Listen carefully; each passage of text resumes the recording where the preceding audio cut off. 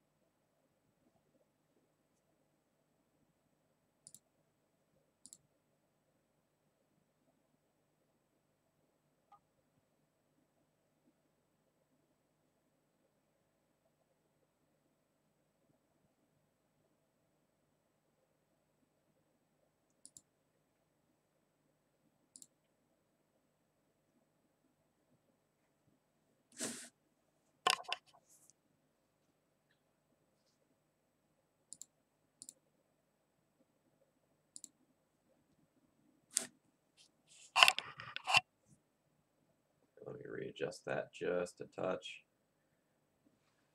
All right, I think that's a little bit better.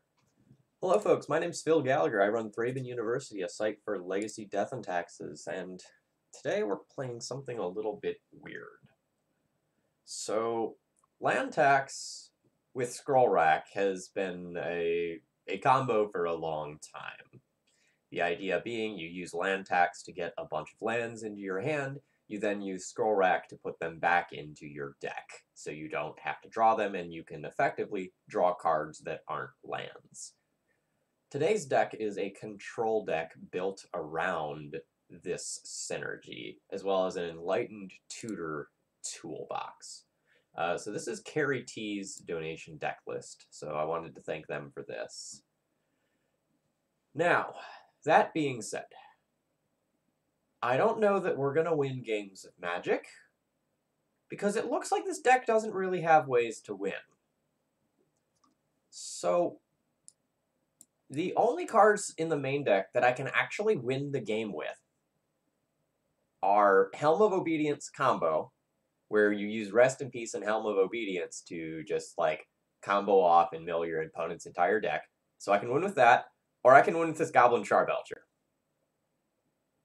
That's it.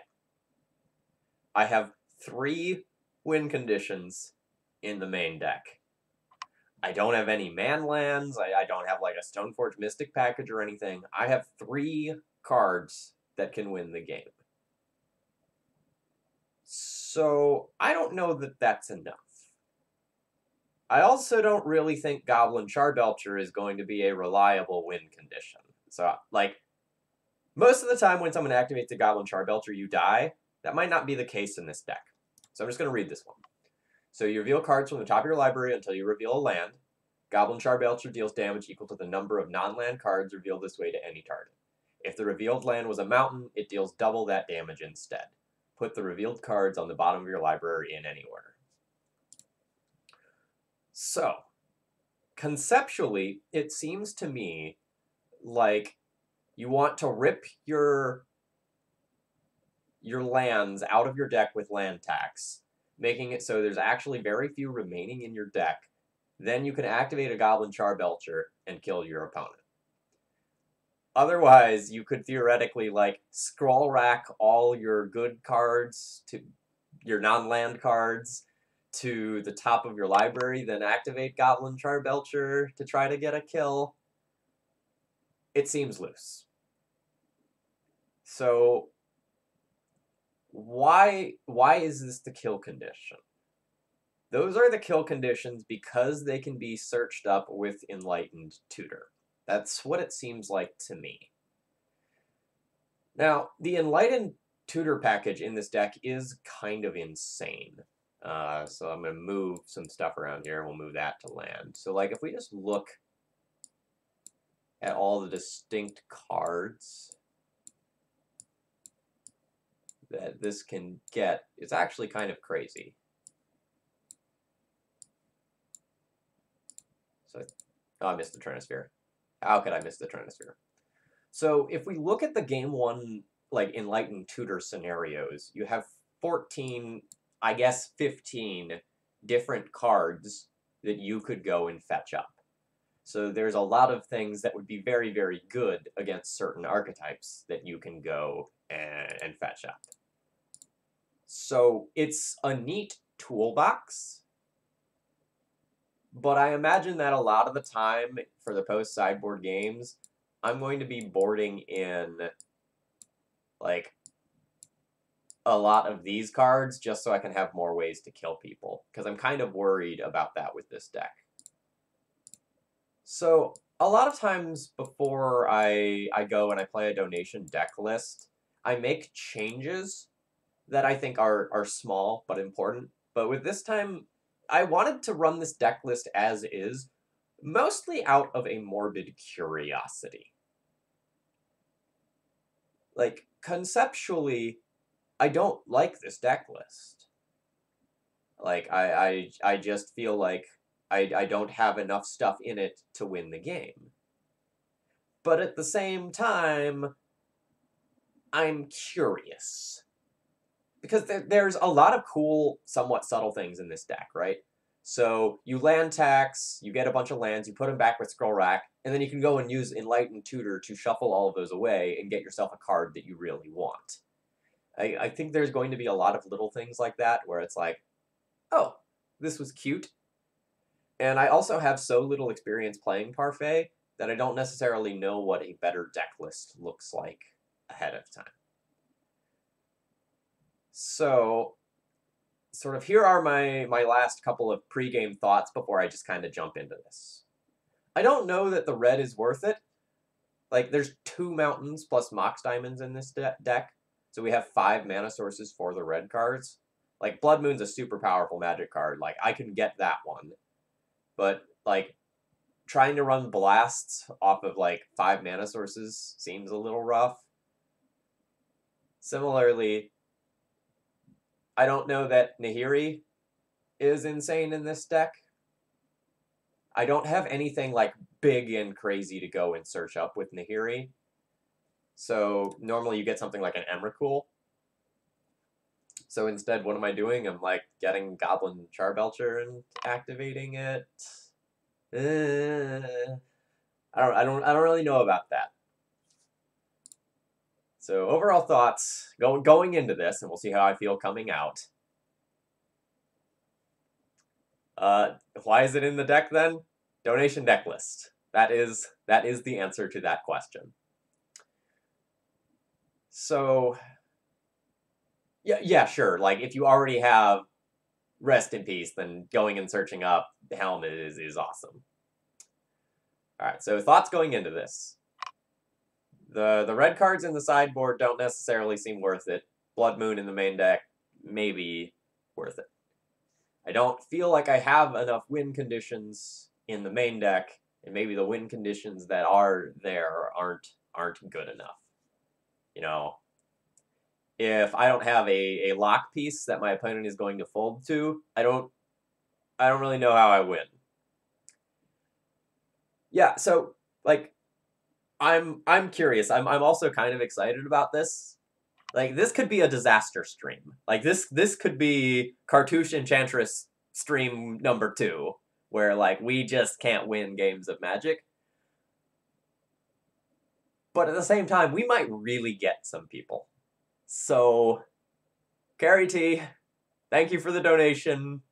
It's gonna be a wild ride one way or another. Let's see how this goes.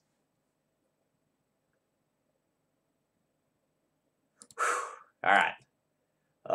Of note, I did not forget to sub out my planes arts. I just don't have enough planes to sub them out. And I'm not gonna, like, make any changes to the deck list. I'm gonna present it exactly as it was submitted to me this time.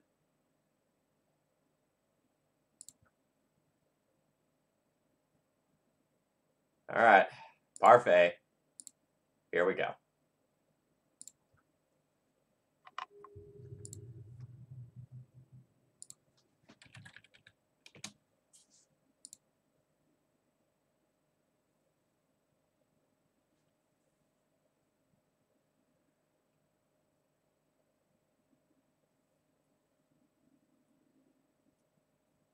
So, what does this hand do?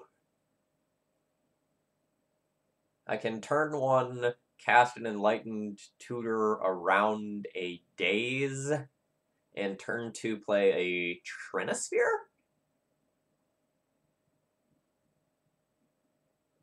So, I guess this is a keep?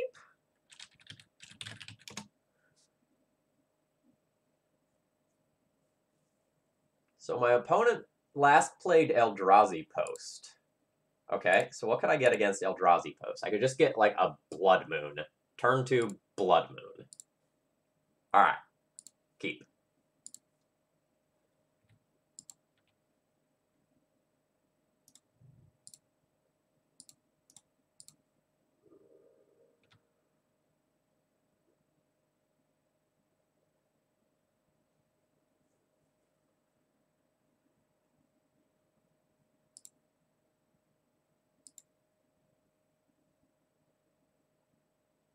I'm going to discard a Plains.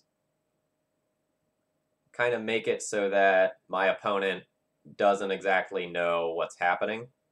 And I can cast both Enlightened Tutor and Orum's Chant on my opponent's turn.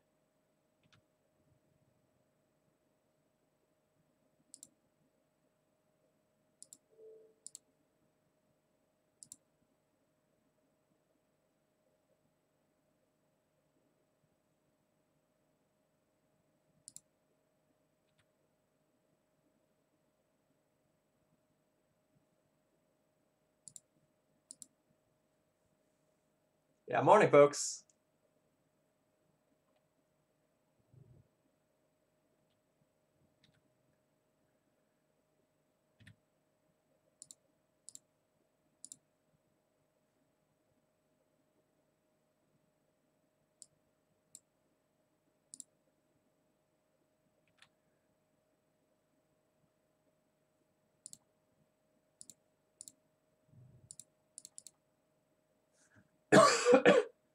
All right. So this is kind of what I'm worried about with this deck. Like, I have a Stellar Lock piece. Is this going to be good enough? Oh god, it's actually mud.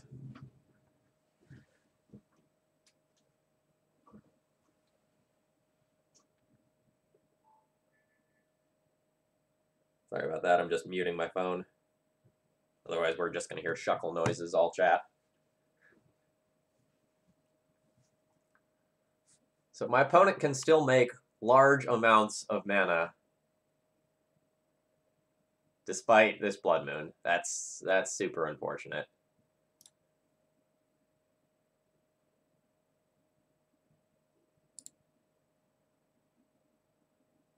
So I guess I can just establish this land tax solitary confinement lock this turn. I can just stack it so that the land tax... Or no, my opponent would just skip a land drop, so I can't actually establish it this turn. So I just play out land tax.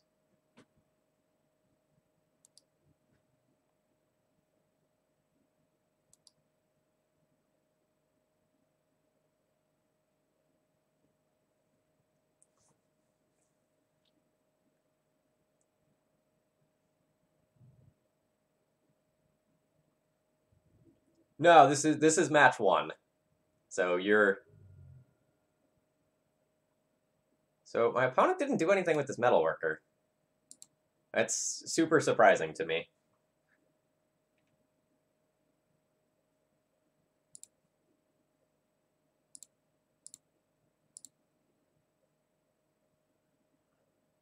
Do I just Day of Judgment a Metalworker? I feel like the answer to that question is no.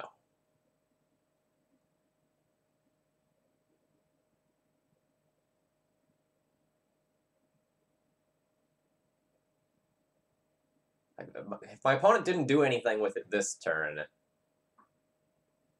what does that say about their hand? What's it full of? Just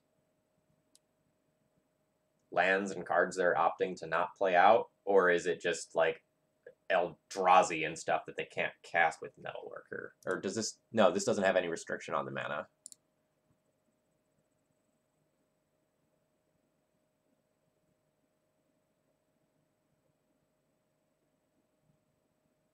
So if I play out the Solitary Confinement, I'd be a little worried about just like walking into an All Is Dust. But at the same time, if I just Day of Judgment this, and like 2 turns from now, my opponent plays some big, stupid, like Wormcoil Engine or something, I'll be a little scared.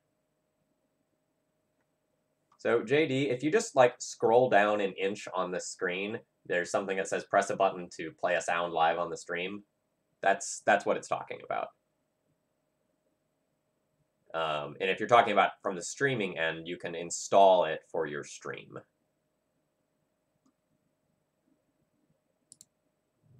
I'm going to Day of Judgment this Metalworker, and maybe regret doing it. But I don't want to be wrong. I'd rather, like, buy myself a couple turns here.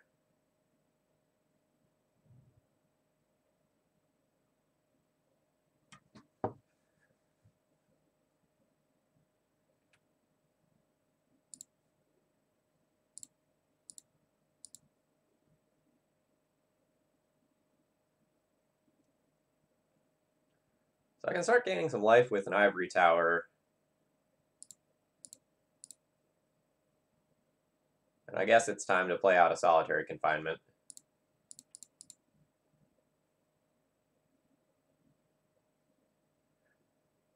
Elf Kid, that's a great question.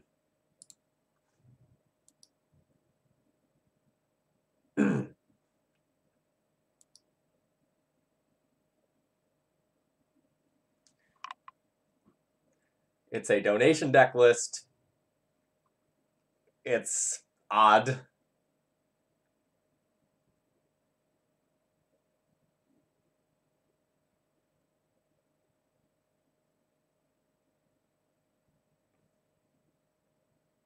Just hoping I don't get, yeah, All Is Dusted.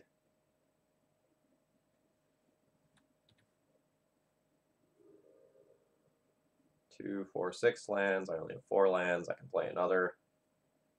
Do I want to, or do I just want to save this to gain life? I don't really need more mana, necessarily.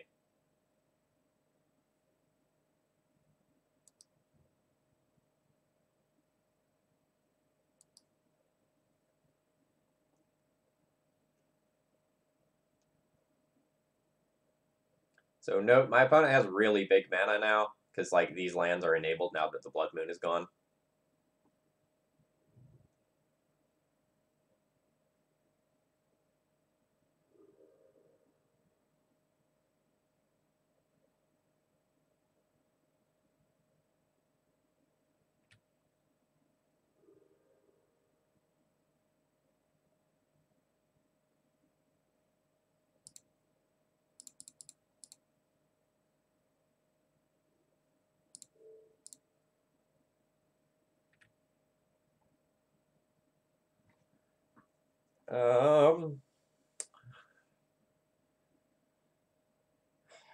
I don't necessarily need to play out more lands, so I'm not going to. You know, I'm probably not casting multiple spells in a turn right now, so like the Lodestone Golem tax isn't affecting me. I'm more worried about just getting beaten to death over a few turns. Spine of Isha. Okay, that's bad. That's the Forge Master back, and 1 turn of that on the battlefield means the game is over.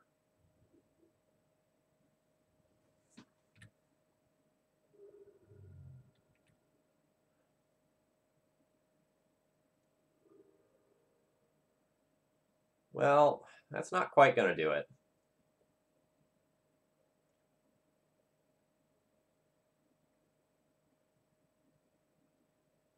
So I don't think I want to show the Helm. So my opponent is going to like probably use the combination of both Inventor's Fair and Cold Oath of Forge Master to just get like hasty Blightsteel and kill me.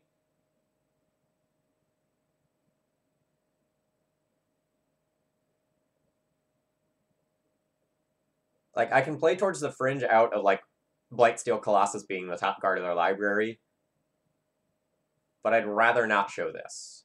So I think I'm just going to concede this one here.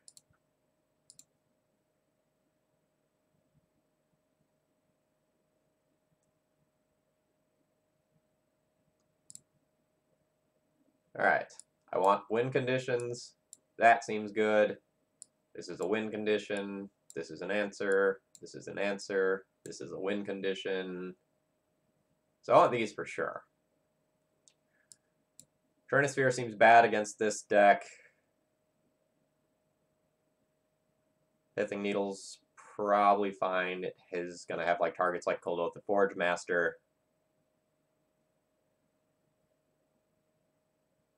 Sharing information is the downside. Like, if they just have some derpy Phyrexian Revokers, I don't want them to know that naming Helm of Obedience is super good against my deck.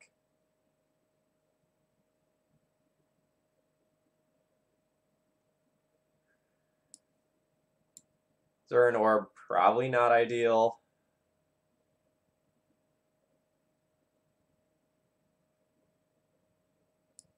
Ghostly Prison, probably not awesome.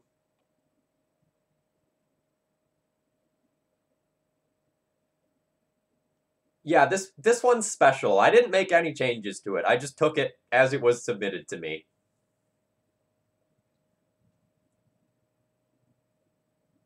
It is what it is.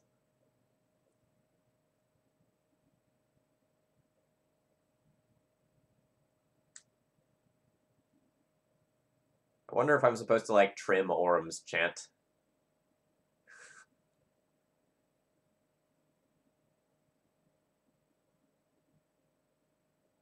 I could see doing that. So I could see trimming Orum's chant. I could also see trimming Ivory Tower, but if I actually do get the land tax online, that can gain a decent amount of life. Maybe that doesn't matter because they're going to hit me in largish chunks, like 5 with Lodestone Golem, 6 with Worm Coils, or just ignore my life total with Blightsteel. Unclear.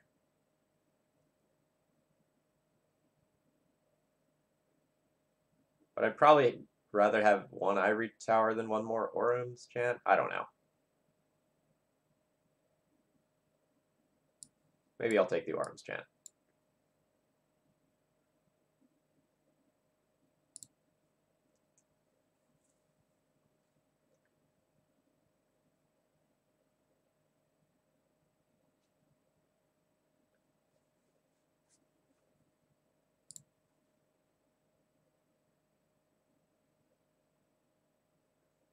All right, Mox Diamond land tax pass is a decent opener.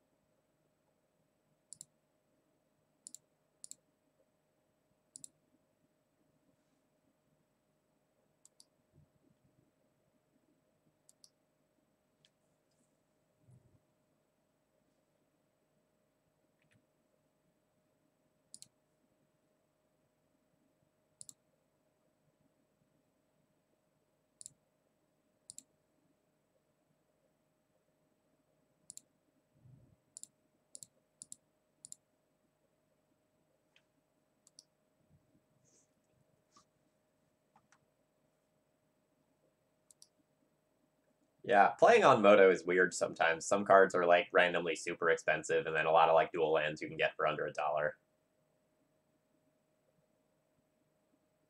All right. Do I want to scroll rack back 3 lands? 4 lands even? Probably. If I do so, I can't play Rest in Peace this turn, but that's probably not that big of a deal.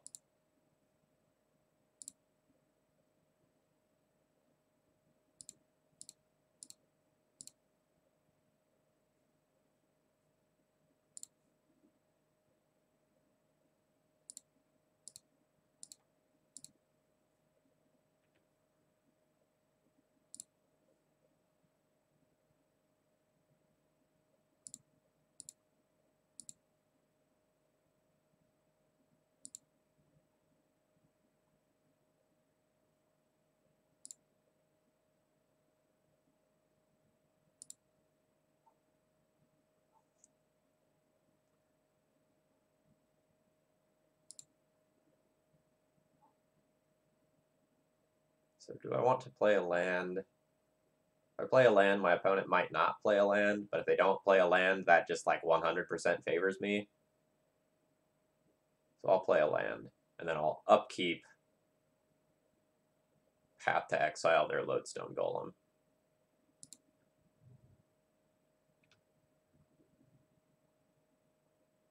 Yeah, this match is like going surprisingly well now.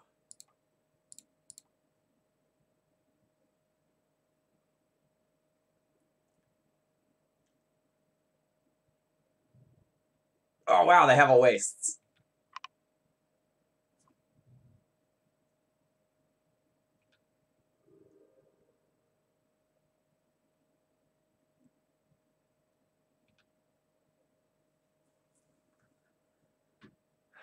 Okay, do I just want to cast Blood Moon this turn? Probably.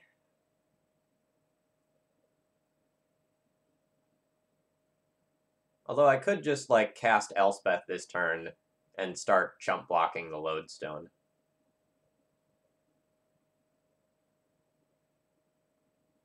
No, I probably want a Blood Moon this turn. So that'll cost me 4 mana, so I can safely scroll rack away 3 lands.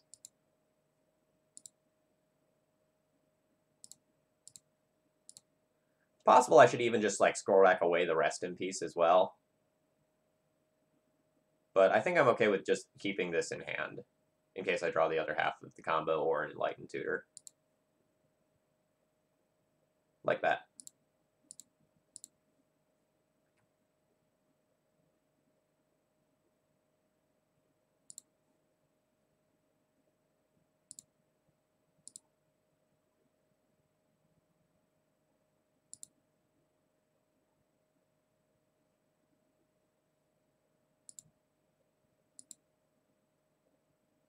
Drawing these Mox Diamonds feels pretty great. Ooh, I don't even have to pay the tax for that.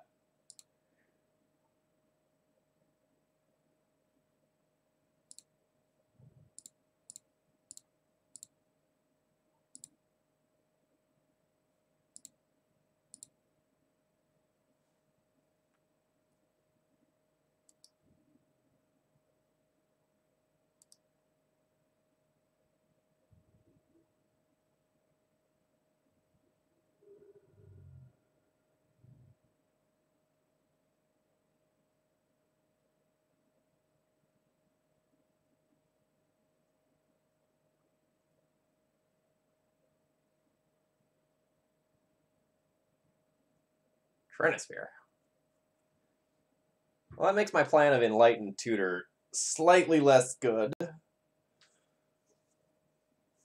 But I can just kill my opponent next turn. So I can spend 3 mana to cast a Rest in Peace, then on their turn, 3 mana to Enlightened Tutor, and then win the game.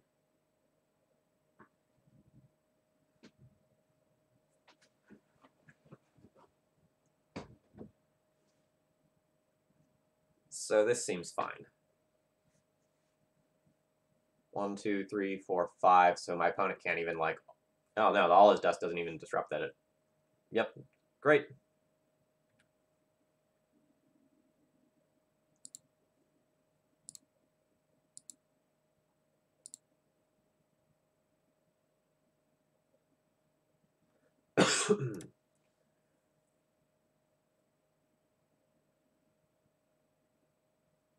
So I can go 1, 2, 3, 4, 5 for Nahiri, exile Lodestone Golem, then play Rest in Peace.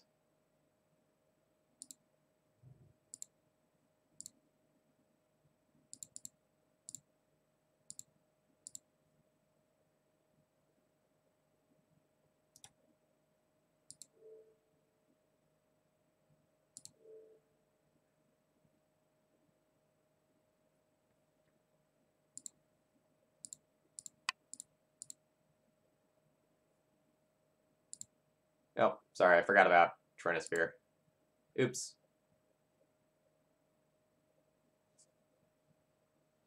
Alright, error on my end.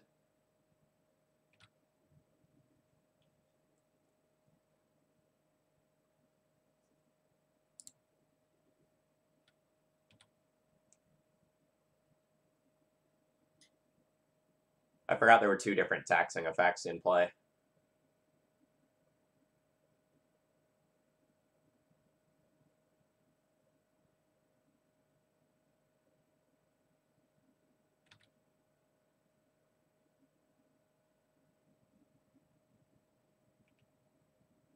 Morning. Glad to see you here. We're doing shenanigans right now.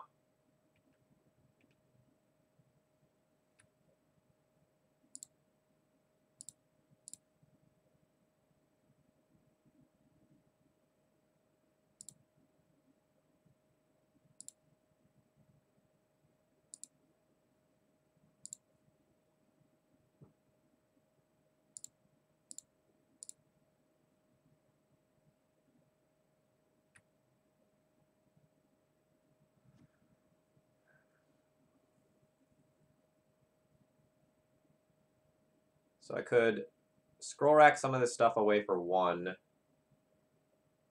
then still play 2 spells, which is probably fine.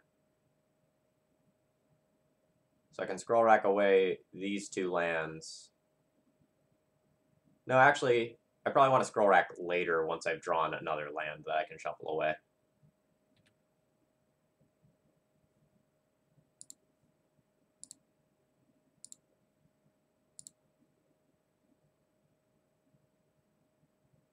So 3 for Rest in Peace, 1, 2, 3, 4 for Helm, 1 for Activate. Okay.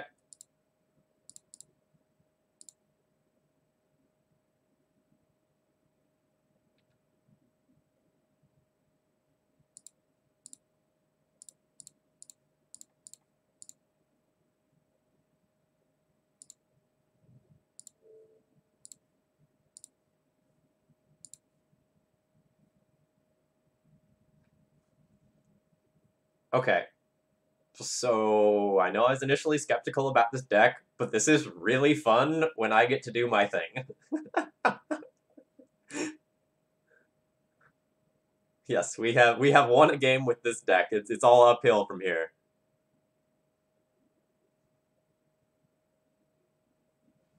Can we get more?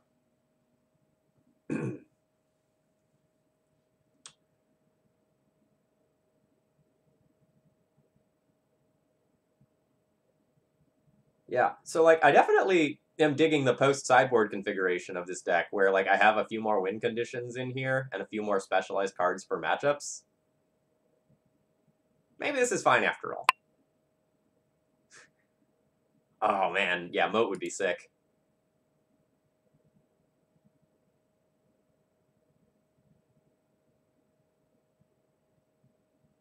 Yeah, Lord Darku. In my initial deck tech, I was very, very hesitant that we had enough win conditions.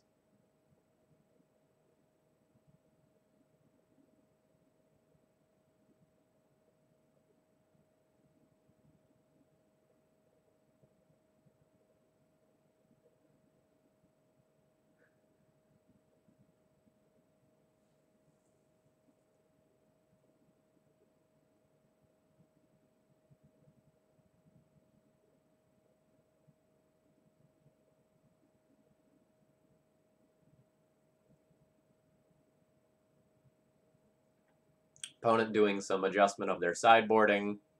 Presumably, they maybe didn't know what was going on in game 1 there. Maybe they don't even know what's going on now.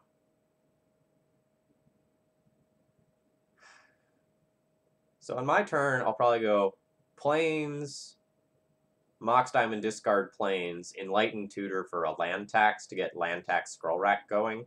I think this is probably a keep.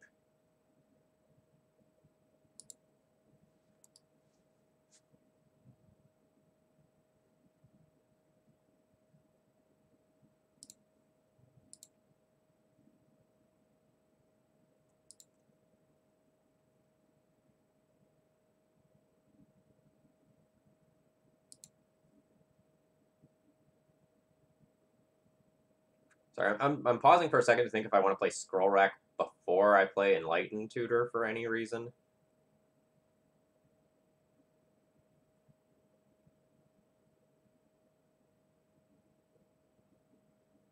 If I just cast a Scroll Rack here, I use 2 mana instead of just 1 mana. And next turn, in my upkeep, I can still go Enlightened Tutor for land tax. I think this is better.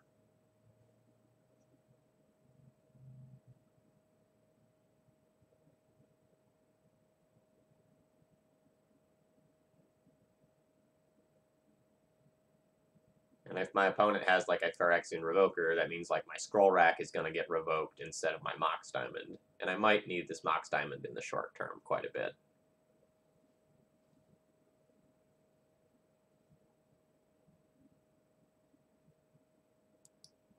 Oh, Lord Darkview, I missed one of those questions from before. This was a donation deck list given to me by Carrie T. So this is what I've got to work with. All right. Do I have something that can just answer that Metalworker that I can search up? I might want to, if the answer is yes. Not this turn. So like I could Aura of Silence. Can't Pithing Needle that. Yeah, so that's just happening this turn. I might be able to answer it next turn with Enlightened Tutor, though.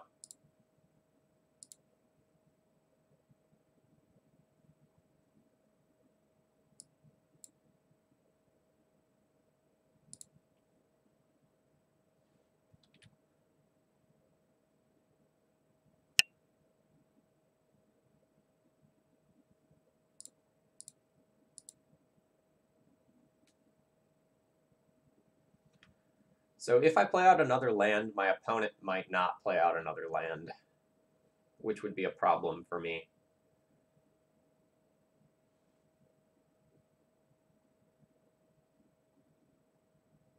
But if I play out this land, and my opponent plays a land, I can just Nahiri next turn and get rid of the Metalworker. That would be nice.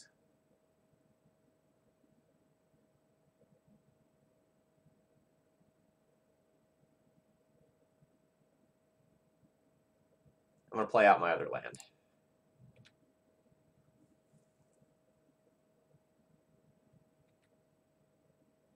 I think there's too many downsides that can happen. All right, I was just overthinking. An opponent is not playing around my land tax.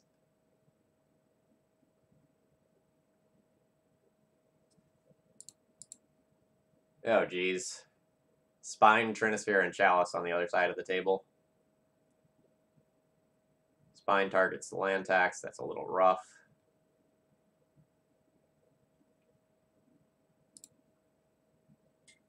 So I probably need to Enlighten Tutor in response to that.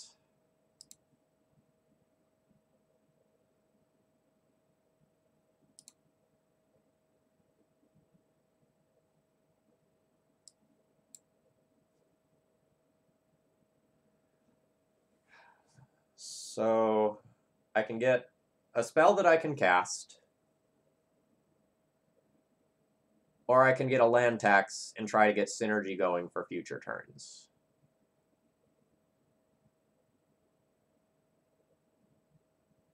Getting rid of either the Cloudpost or the Metalworker doesn't do a ton because my opponent will still have a decent amount of mana either way. I think I need cards. I'm going to go for the land tax.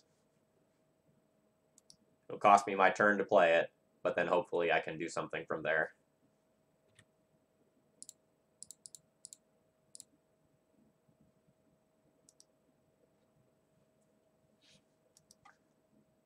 Kind of have to hope that my opponent doesn't have something that can answer this. Alright, my opponent has some Chalice of the Voids. Hopefully that's all they have. Uh-oh! How many turns until this ultimates? 2? Oh god, no, they just exiled the land tax. That's super bad for me.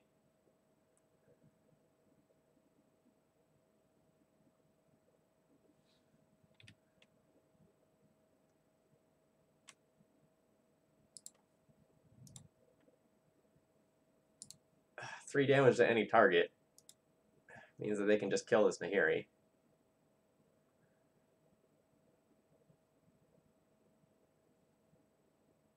I can get rid of the Metalworker, but that's not the problem card anymore.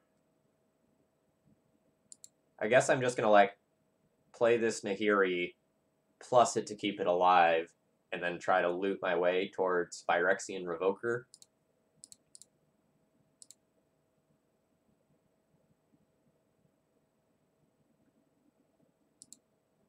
Next turn.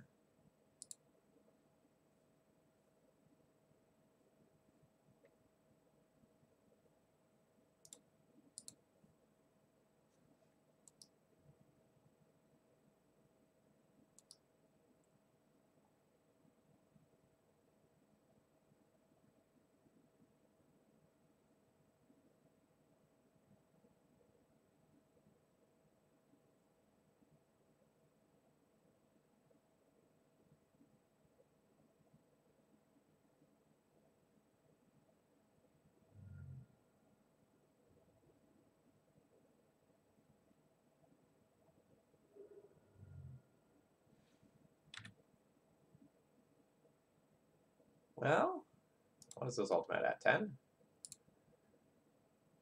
I can kill the Metalworker. Or I can just scroll rack this card. But if I scroll rack this card and my top card isn't good, that kind of like locks me into doing the same thing next turn. Maybe I'm supposed to keep this and just try to get 2 deeper on my following turn. I think that's what I'm going to do.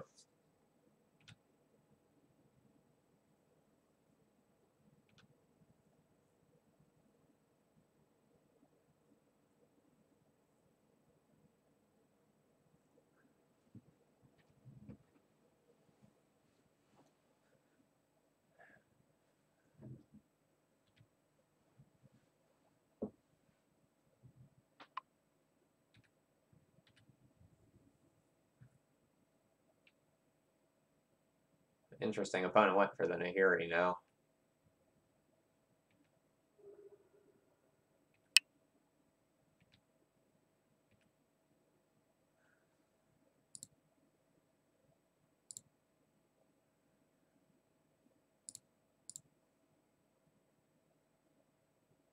Alright, so now I am just dead to that Ugin activation.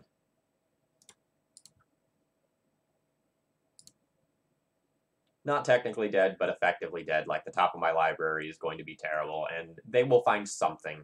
Even if it's just a bunch of mana, that's damning enough. So I'm okay scooping it up there and moving on. Alright, we had a lot more play than I expected. I was pleasantly surprised there. I think we could have won against a lot of more traditional decks there. Like, we kind of encountered some odd situations where, like, we could block my opponent off of mana with Blood Moon, but then they still had Metalworker and, like, the artifact mana to invalidate that. But this was not the shit show I was expecting. Like, we had 3 real interesting games of Magic there. And, like, my opponent answered multiple land taxes that game, which is something it's kind of difficult to do for a colorless deck. So I'm okay with things where they stand right now.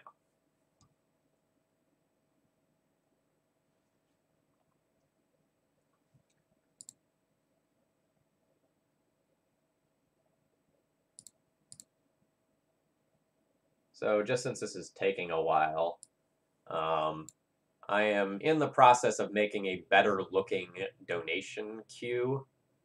So I'm going to have something like this in the not too distant future that I'm going to be using rather than sort of what I have now. I've embedded it in the website already, but it doesn't look great at this time just because it's kind of wide and my website format's kind of narrow. But working on improvements for that end.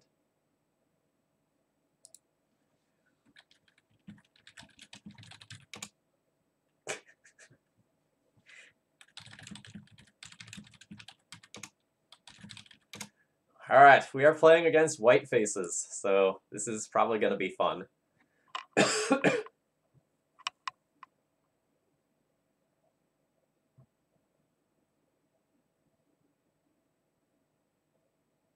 So opponent's probably playing like Grixis Phoenix. I want to keep this hand, and I kind of just want to like play Pithing Needle turn 1, Cold Name Polluted Delta.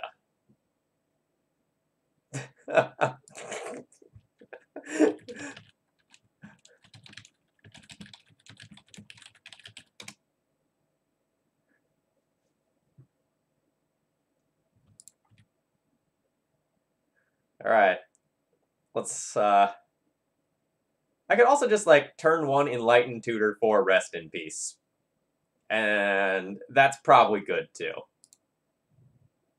And I'm gonna just like really hope I'm not wrong.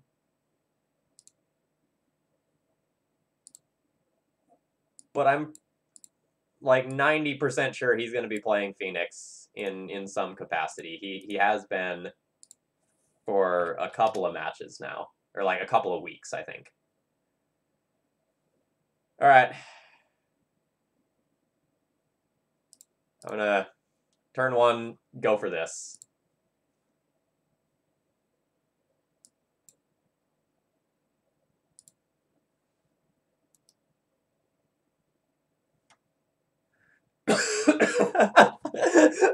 We have gotten rude in chat.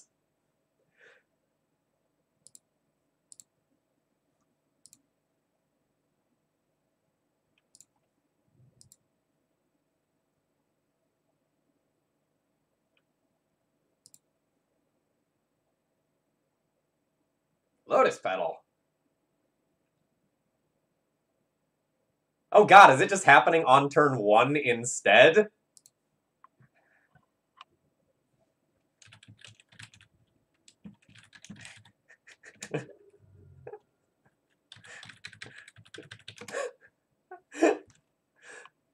Well. All right.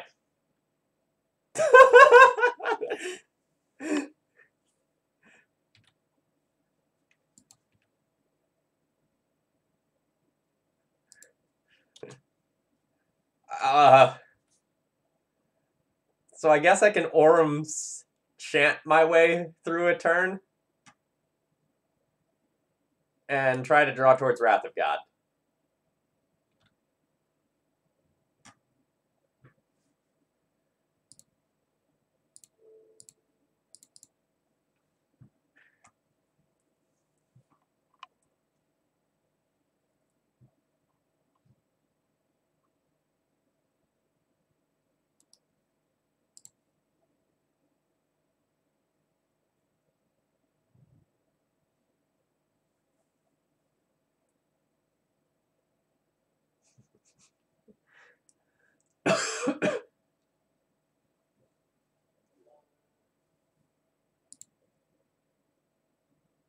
Dylan Hovey, thank you very much for the raid. For everyone who's joining in, hello, my name's Phil Gallagher. I run Thraben University, a site for legacy, death, and taxes. Today we're playing a donation deck list. We are playing Red-White Parfait in Legacy, which is a land tax scroll rack control deck.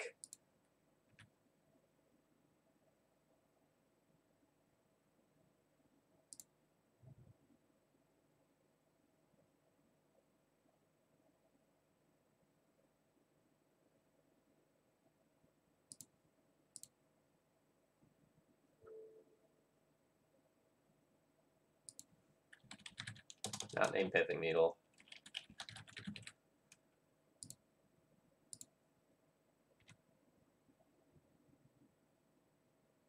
Yeah, our opponent's hand was the Nutter Butters here. Alright. We get to buy a turn. We've named the wrong fetch land. Well, I can get one of those Phoenixes, but I'd rather not show him Path to Exile. Man, I thought Enlightened Tutor for Rest in Peace was gonna stop that. The Lotus Petal tech was absurd. Alright, so Surgical on Phoenix seems good. Rest in Peace seems good. Canonist might even be good enough. Council's Judgment probably medium. Timely Reinforcement's probably okay. Probably will board in the big baddie Baneslayer.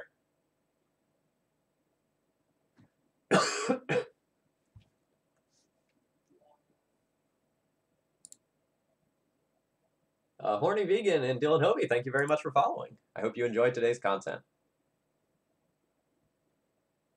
And I don't think the blasts are going to be anywhere near consistent enough. I don't think Blood Moon is a game-ending plan. Pithing Needle seems pretty weak.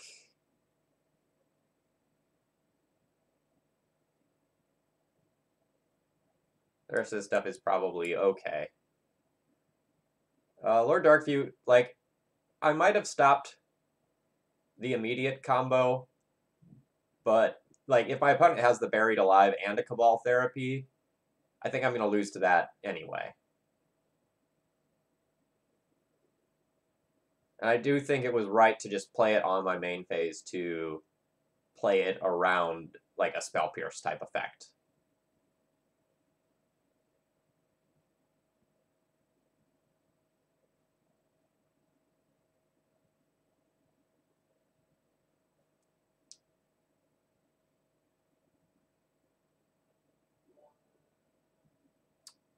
Boarding from here seems a little trickier. Maybe this Goblin Charbelcher is too cute for this.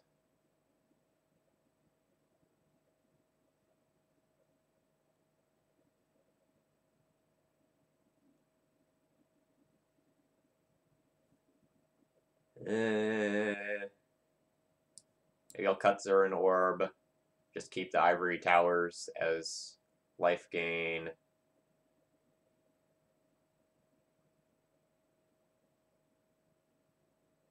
Maybe trim an Oblivion Ring.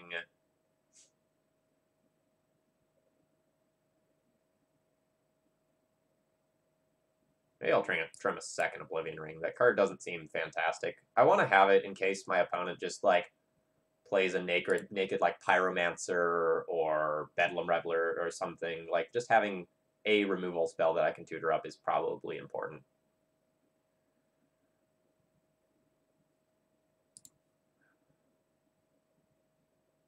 Alright. This one's not quite good enough. We lack mana.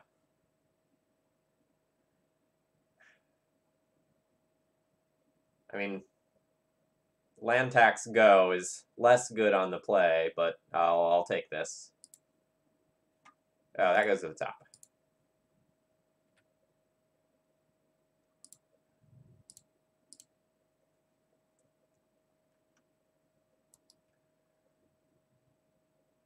Well, like, it's a little awkward on the play.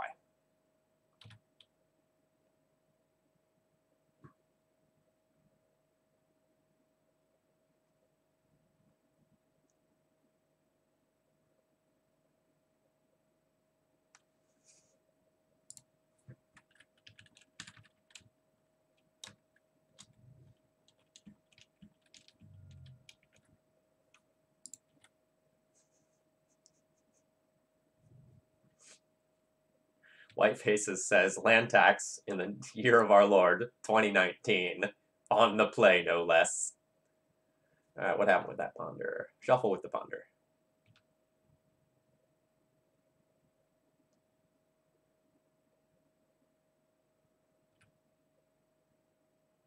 I'm going to just get my land drop this turn. And pass. Maybe I should just jam the rest in peace. It's, like, super awkward if I get dazed, but otherwise stellar.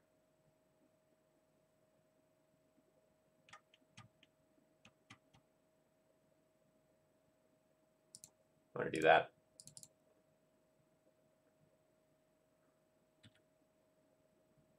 Alright. We're playing Fair Magic now.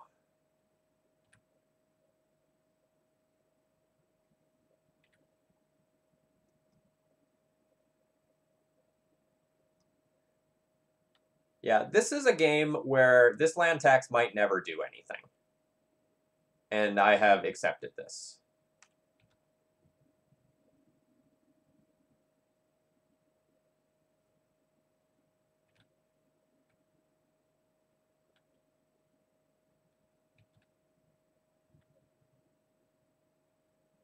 I'm not going to just aggressively cast the Orum's Chant. I'm going to treat this like a... Oh, this is going to be a version with Mentors. Crap.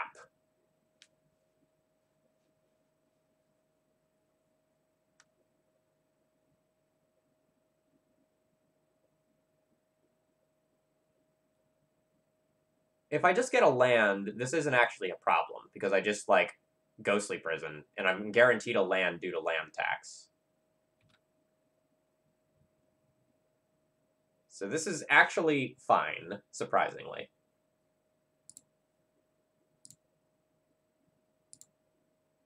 I'm going to get 2 plains, and then I'm going to get a mountain to scare my opponent. Nice! Nice!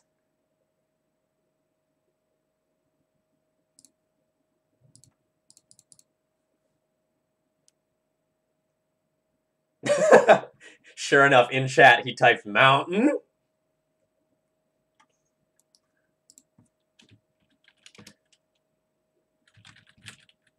Endless possibilities.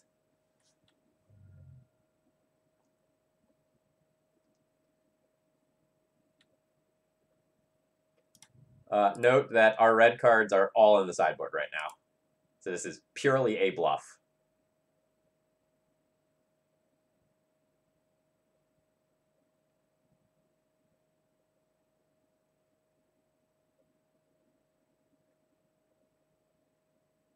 Boo! Boo!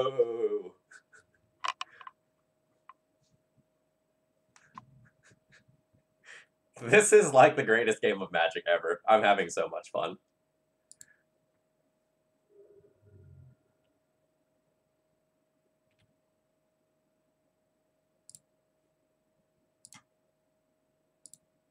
We're gonna get a second mountain.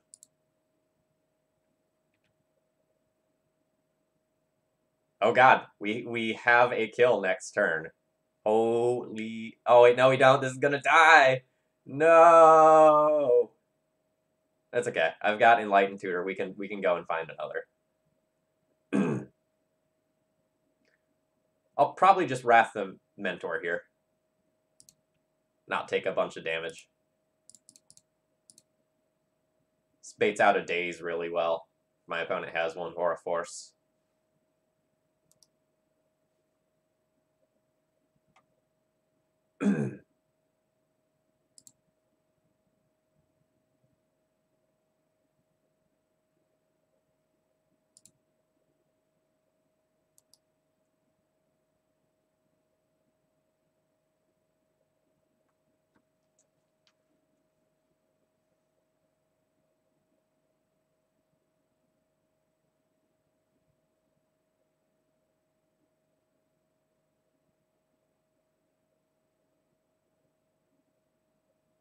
Alright. Well, I don't know that he'll hit with the first half of this. Yeah.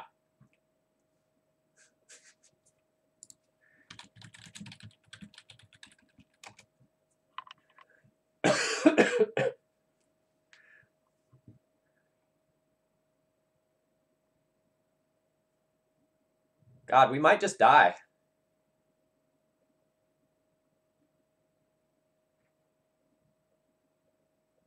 Yeah, one more spell and I am just dead. This is insane. Ah, Virtue's Ruin.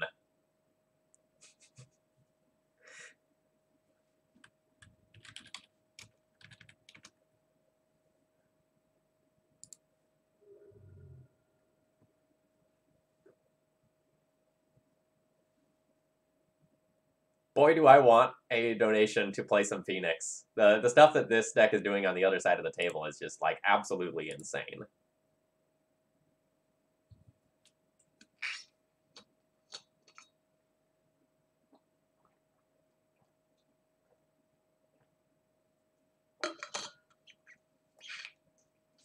For the record, I'm playing out all the rounds with this deck. Just in case anyone was curious, this is fun.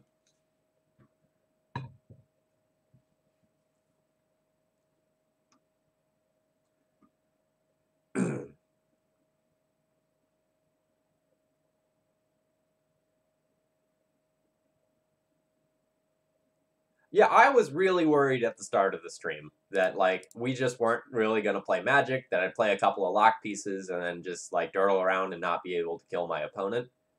But there's more game to this than I expected. Varner, this deck is, like, really fun, and we just played a crazy match. If you're going to be looking for something to watch over lunch sometime or something, like, go watch the game that I just played against White Faces. It was nuts. Oh god, we're just playing against all the grinders today. Now we're playing against Aurum, who is probably going to be on some graveyard-based combo deck. So I'm going to keep. And I'm going to play a turn 2 Rest in Peace, and hope that that's fine.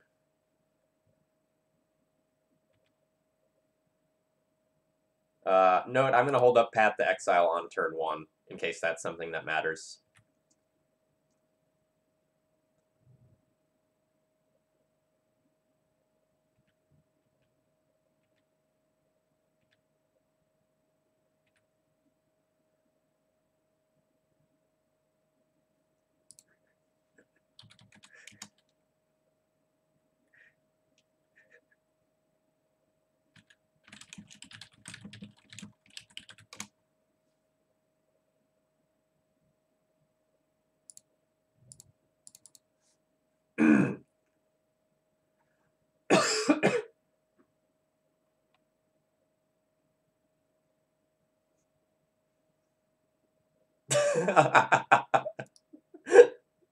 We got the boo in chat.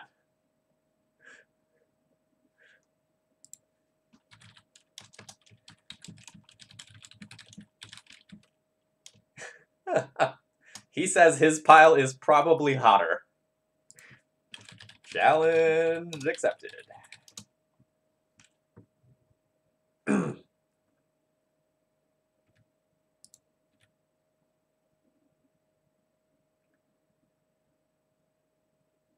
So I don't really know what my opponent is doing. So I don't know what to Enlighten Tutor for yet. But that's probably what I'm doing. We'll just play out Ivory Tower, eh?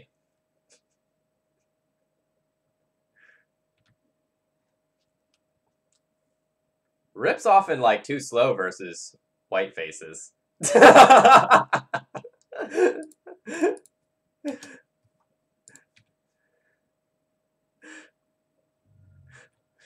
So I said challenge accepted when he said my pile is probably hotter.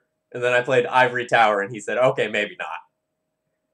Oh, God, Deed. Deed is strong.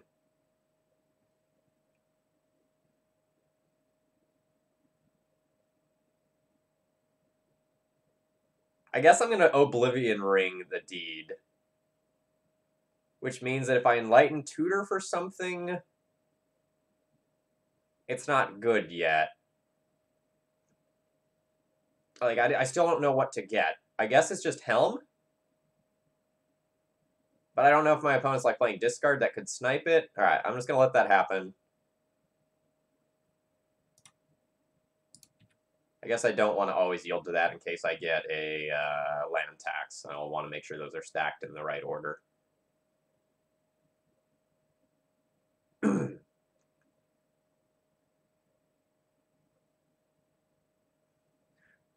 Alright, and just to throw this out in case this happens, because I live in worst case scenario land, if I Oblivion Ring this Deed, bad things can happen to me if they answer the Oblivion Ring later on.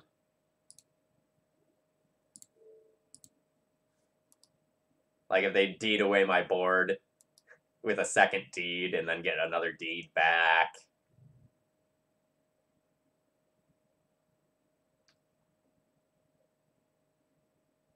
Is this a turn where I want to Enlighten Tutor?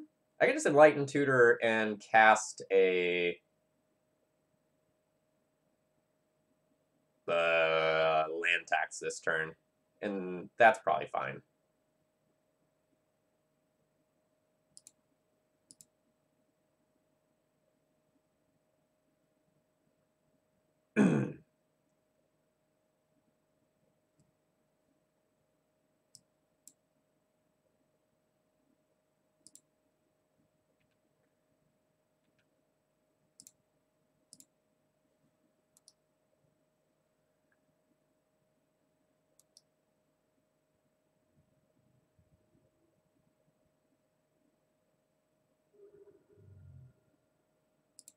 So put Ivory Tower on the stack first so that land tax resolves first. Go and pull out some lands. Then I actually gain life, and it's exciting.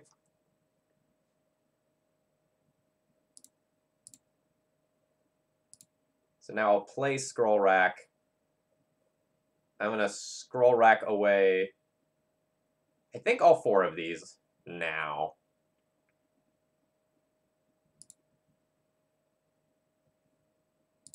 Maybe I don't. I can just, like, Path to exile the Ooze. Alright. I'm going to do something that looks a little wonky. I'm going to go ahead and Path the Ooze right now. I want to see if they have another basic, because if they have another basic that they fetch out, I can play out another land safely. Yeah. So now I can play out another land and leave up a Scroll Rack activation or a Path to Exile. Mesriz, the deck is actually on screen. Oh, no!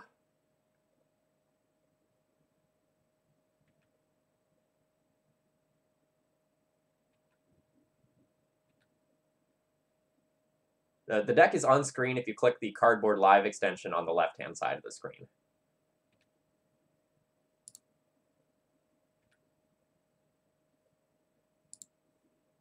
Yeah, I know what's happening. I get it.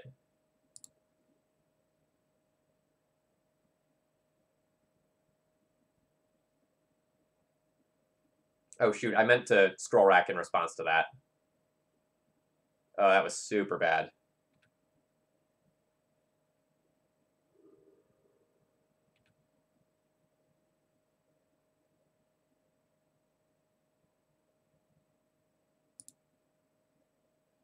It'll probably work out, though.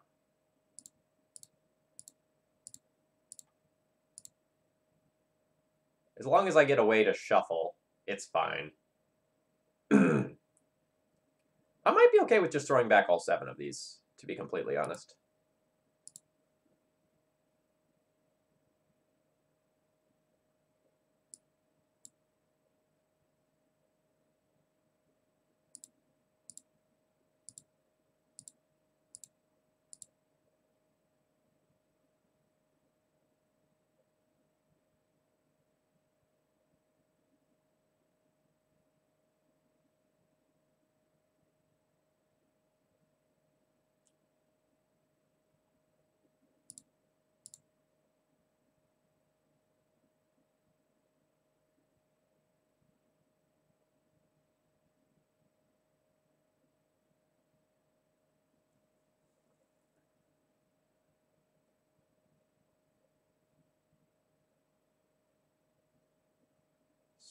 So I'm actually going to be able to rebuild really well. My opponent has 5 lands, so I don't want to play a land. They're just going to, like, pop and destroy all of my stuff. Twice, unfortunately.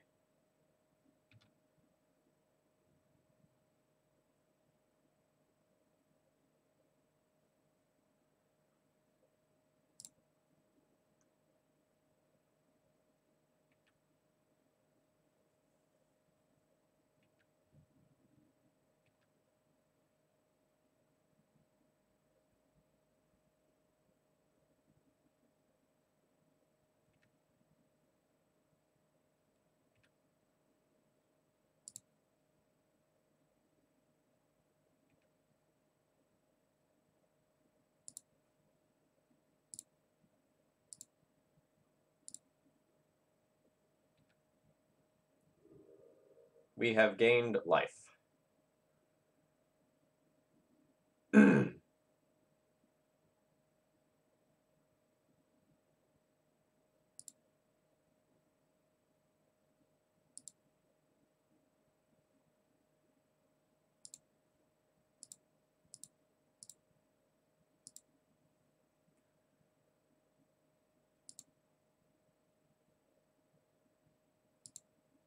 Let's send back all those.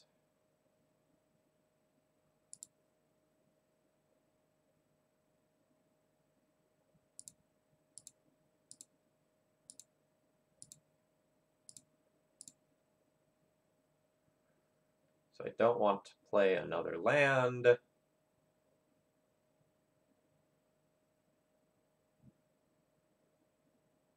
I guess I just pass the turn and discard some of this stuff. Maybe I'm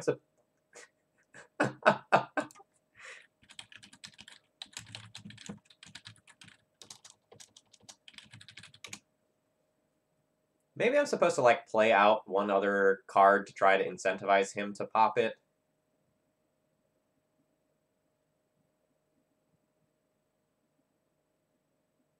But I don't really see the need to.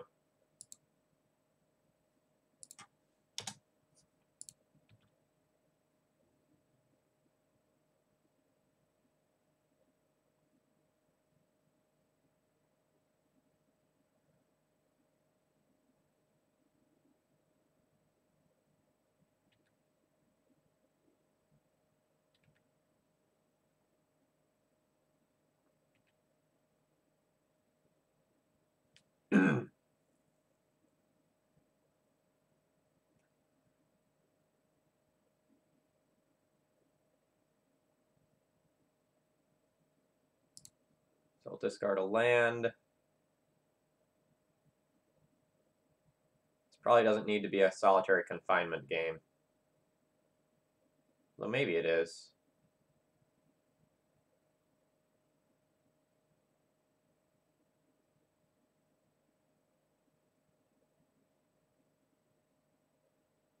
So I'm going to discard solitary confinement and ghostly prison. I think they're past their prime. So I want Rest in Peace, Land Tax, Scroll Rack, and the Orm's Chance, I guess. Could probably discard one of those.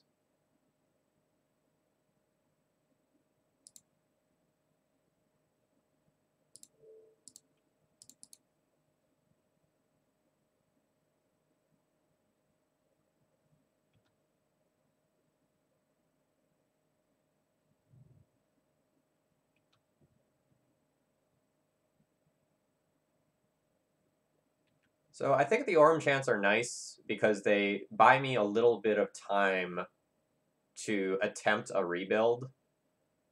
So, like, I think I play out, like, Land Tax Scroll Rack again. And then hope that's enough for my opponent to want to nuke everything I know and love.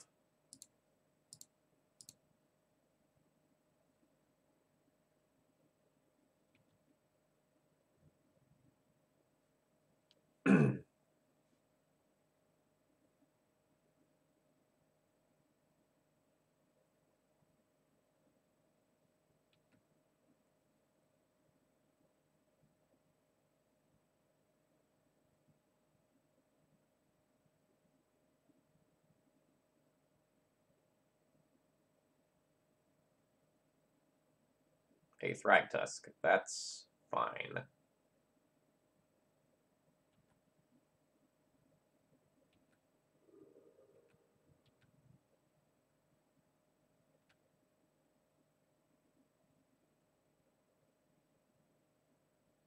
I think I'll path that now. No, I guess I can, like, Humility, turn it into a 1/1.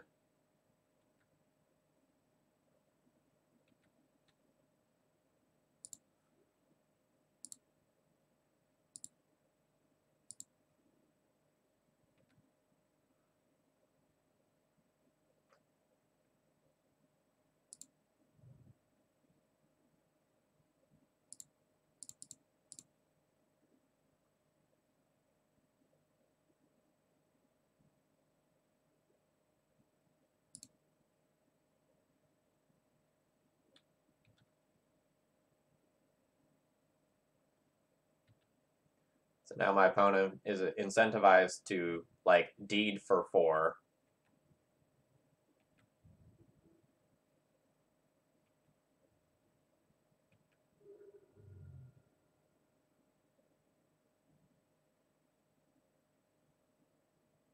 Veteran Explorer. Okay. Not really unexpected there.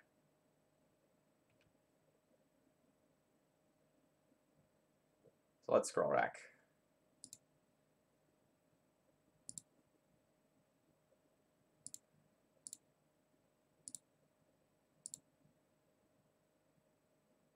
I think I want this other stuff.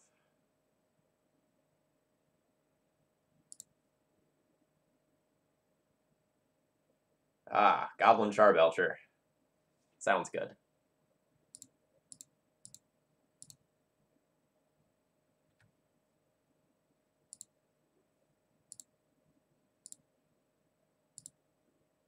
The People's Cannon. Yes, we've done it. We have it.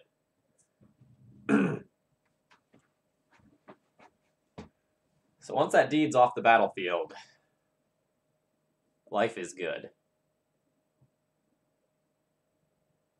And I guess I can try to make that happen right now.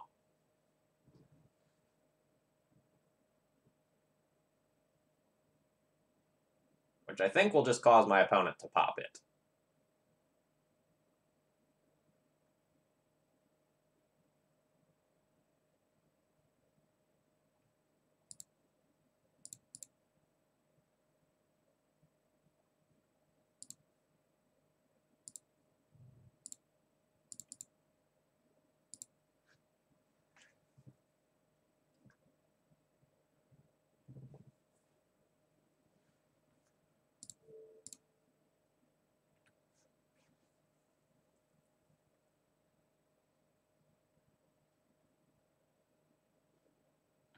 Alright. So while this Humility is still on the battlefield, I'm going to go ahead and answer the Thragtusk.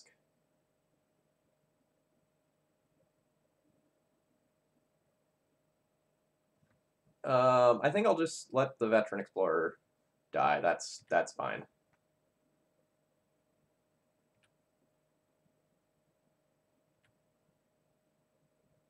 So I've already played a land. So I can play Mox Diamond and then cast a Rest in Peace.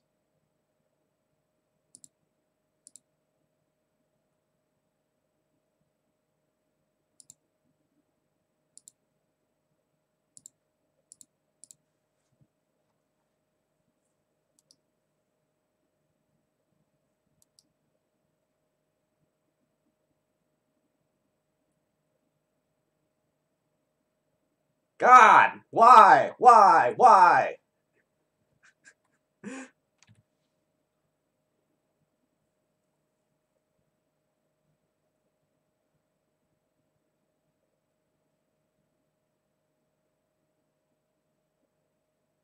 Kind of want to just, like, play this Charbelcher belch my opponent.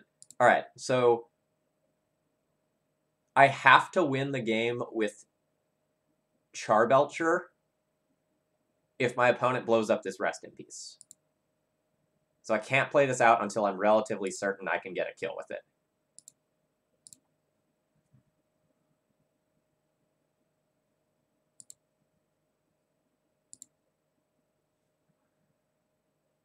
So let's put back everything but the Charbelcher.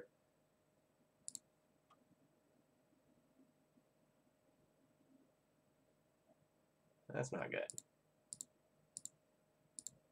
1, 2, 3, 4, 5, 6, 7.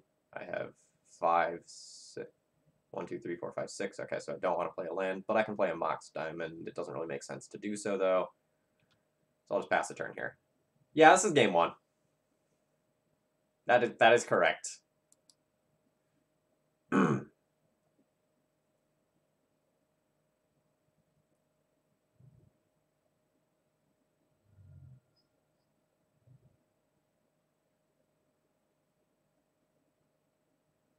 Jack Phaeton, the greatest thief in the multiverse. You've taken my scroll rack.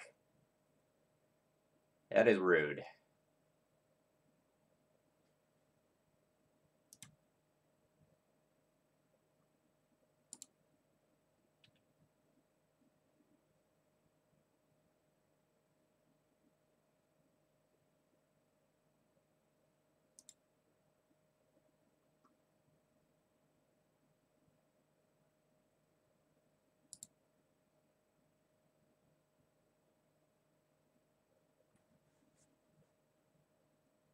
So I have, like, infinite... Okay, I can kill this Veteran Explorer to shuffle. That's actually really good for me.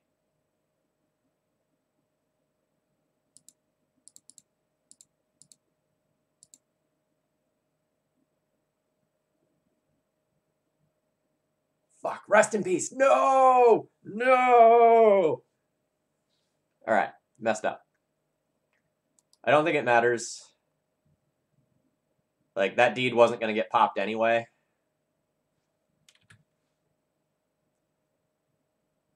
I have a lot of lands on top of my library. The People's Cannon, not super friendly right now. Oh god, yes. Yes to the shuffle. Alright. So 1, 2, 3, 4, 5, 6, 7 lands remaining in deck.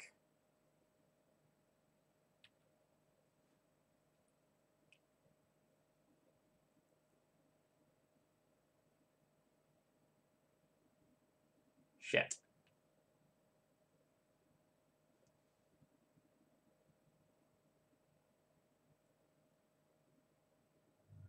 Uh-oh. I think I literally can't win now. I guess I can... I guess I can still Helm of Obedience kill and just take one of his creatures?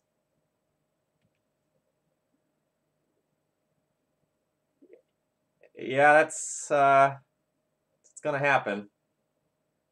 1, 2, 3, 4, 5, 6, 7, 8. I have 7. Guess I'll just pass.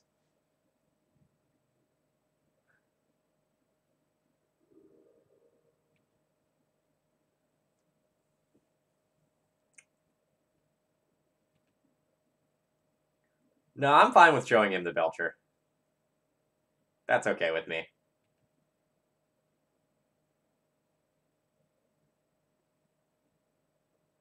So what I'm going to do is I'm going to Enlighten Tutor for a Helm.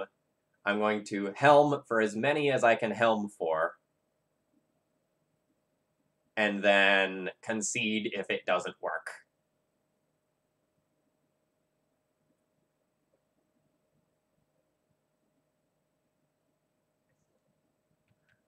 Opponent now has Dak Faden, Scroll Rack, Punishing Fire synergy.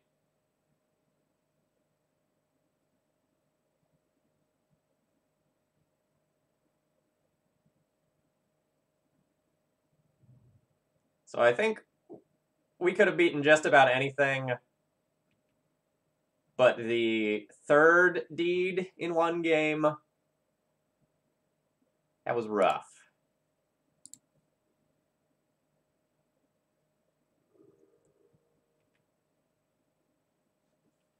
Yeah, this is Magic at its finest right here, folks.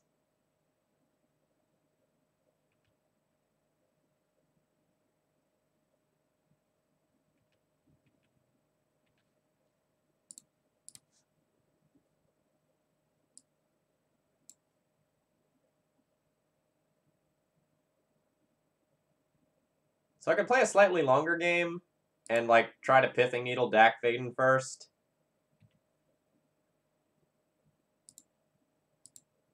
But we're going for greatness right now.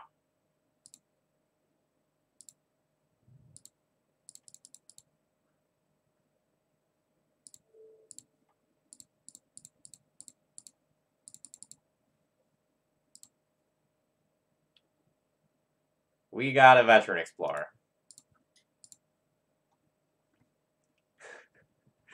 Fitch, I'm having a blast. That was a real interesting game of Magic. All right. So I like things that do stuff. So let's board in a bunch of that. I may or may not Surgical. It seems okay. Don't think I like Zurin Orb. Blood Moon, probably not the greatest. Yeah, more things that do stuff is correct. It's what we want.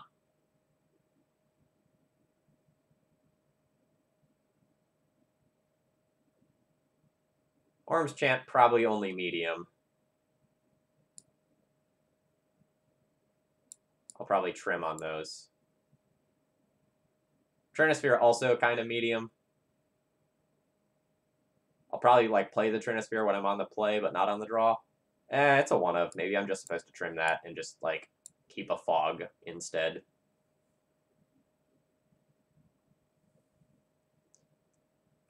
Actually, I might play Surgical Extraction with the intention of surgically extracting Pernicious Deed.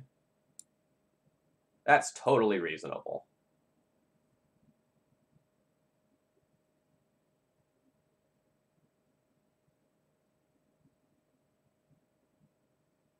Ivory Tower also probably only so-so. Like, my opponent's playing sort of a Nic Fit-esque deck in some ways, so, like, they might just hit me for large amounts rather than small amounts.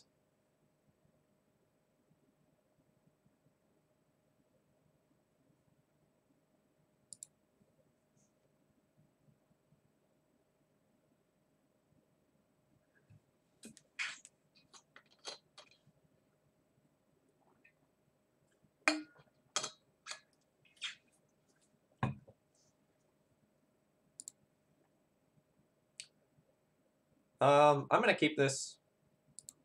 It may not look amazing, but I have Enlightened Tutor for land tax to start off the game, and that's a fine start. Oh, geez. Surgically extract my own planes for Charbelcher would be amazing if that worked.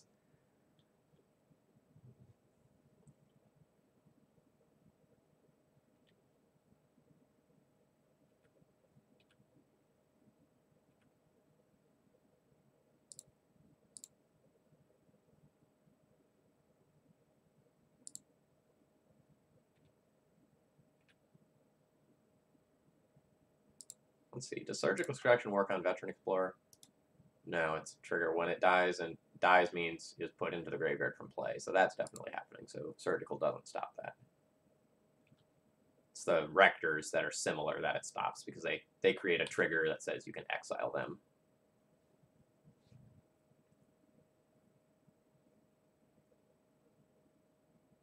Boo. My hand was built around that.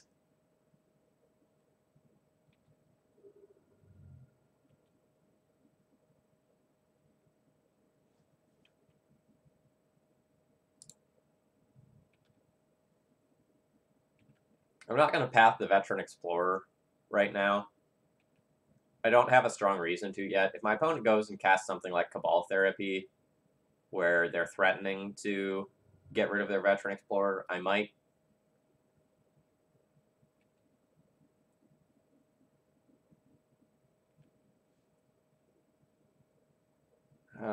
Do I just want to launch off Path to Exile on this Ooze?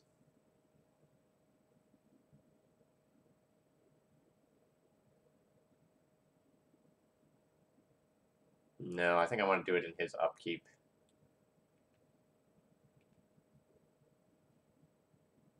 Or this can just happen.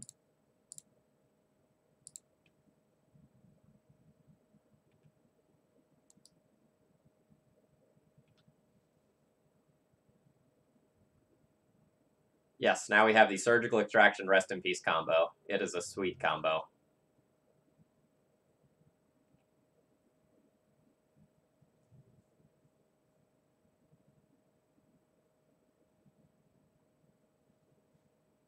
All right, that's fine. I've got an Oblivion Ring to answer that. I'll need land.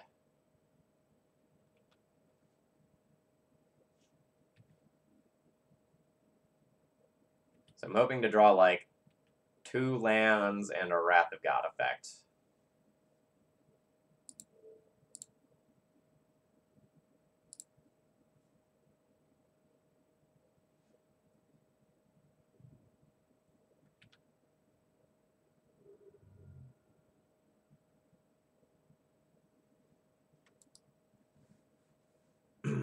The Oblivion Ring for Garruk is now probably gone. Yeah. Life's hard.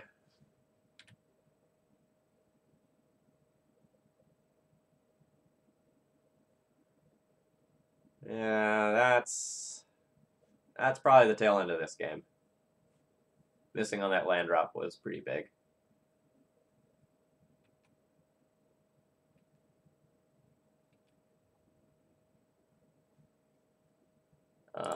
I'm going to get rid of the worst target, because if I can kill this Veteran Explorer, I need those lands.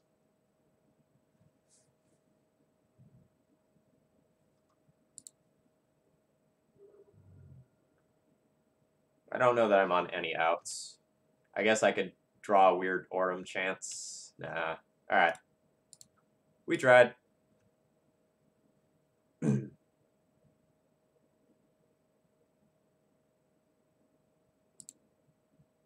Alright. We're having a lot of fun. Can we get any match wins, though? That's the real question.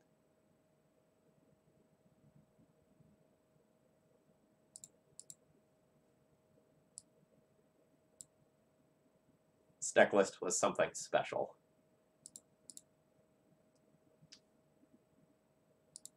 So while we wait, why don't we look at kind of what's coming up this month?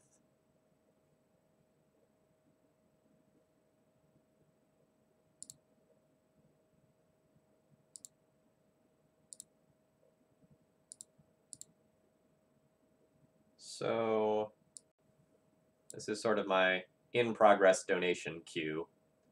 So I've got Bugloam on Monday, D&T on Wednesday, and then I've got a Tainted Pact stream next Saturday. So this is kind of the current plans. Got one January donation slot available for sure, but there are up to 2 other potential slots available for this month. It's pretty likely that I'm going to get some snow days on Monday and Tuesday. We've got a storm coming through Roanoke. So if I end up with some bonus donations, I might stream Monday and Tuesday if I get out.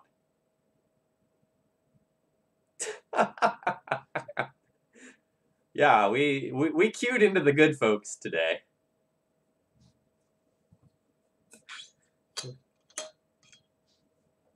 That game versus White Faces was like totally awesome, by the way. That was stellar. And even like game 1 of that match versus Aurum was really cool too.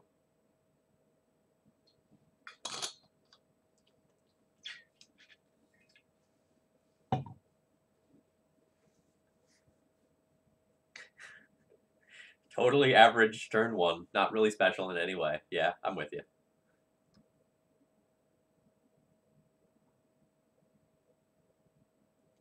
Oh yeah, I totally believe that. I'm really hoping to get a donation for Phoenix at some point. Like whether it's Grixis or the like Mentor hybrid version, whatever. Like I haven't gotten to play with that card yet, and it seems really cool.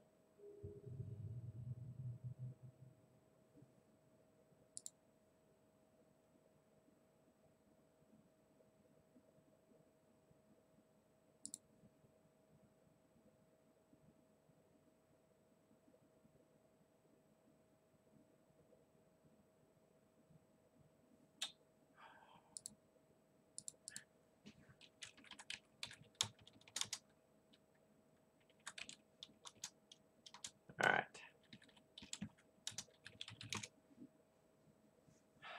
So I don't really have data on what my opponent plays. They've been playing a bunch of blue decks. So I could just like lead on Pithing Needle on turn 1. And just like name Polluted Delta. I'm going to keep this because I have the possibility for like Enlightened Tutor, Rest in Peace, Helm kill very quickly. Otherwise, I can just sort of like backdoor into like the land tax traditional way to play this deck.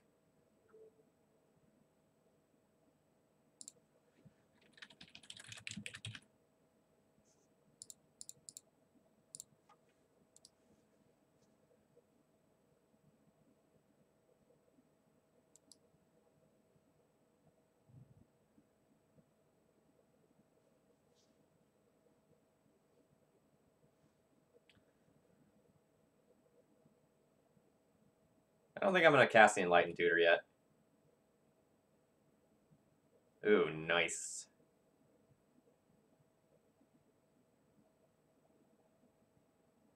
So I think I'll cast Enlightened Tutor without playing a land.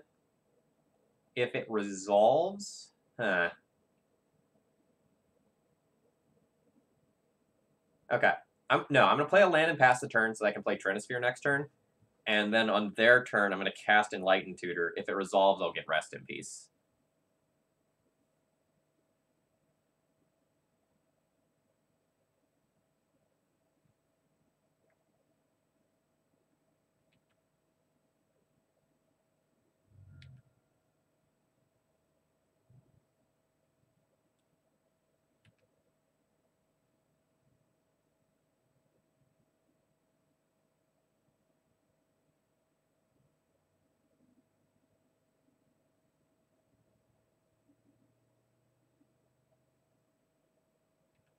Ooh, my opponent has missed on land.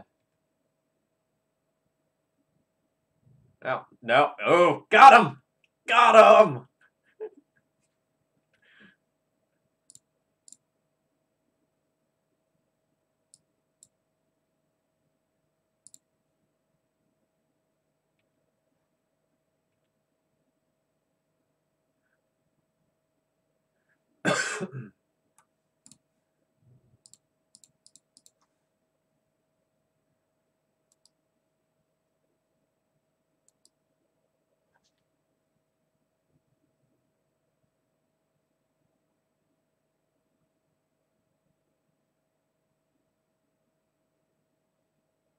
Jeez, I would not have discarded a Terminus. That's such a giveaway card for what they're playing.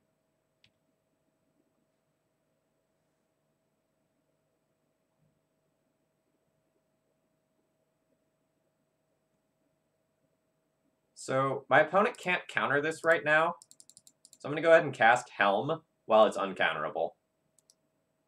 And then I've got the kill next turn if they don't have a counterspell. Otherwise, I can just start manually milling them out with Helm.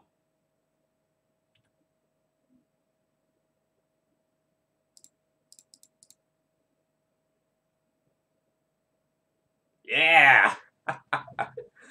So we played against Miracles, named Polluted Delta, which would not be a good name against Miracles, and got there anyway. Alright, so we've seen Scalded Tarn and Polluted Delta with that. Alright. So let's board in some threats. So I like Baneslayer, Nahiri, Elspeth. This is probably fine. Revokers may be medium. They might not necessarily know what's going on with, like, my lands.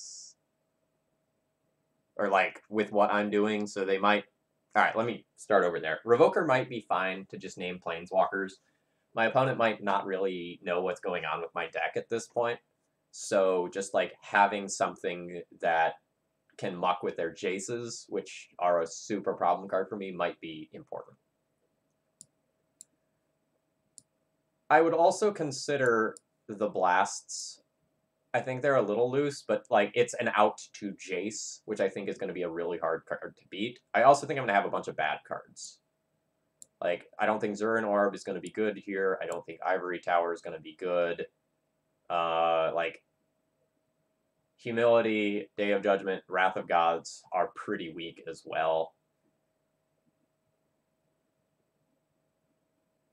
Blood Moon's pretty weak. Solitary Confinement. Eh.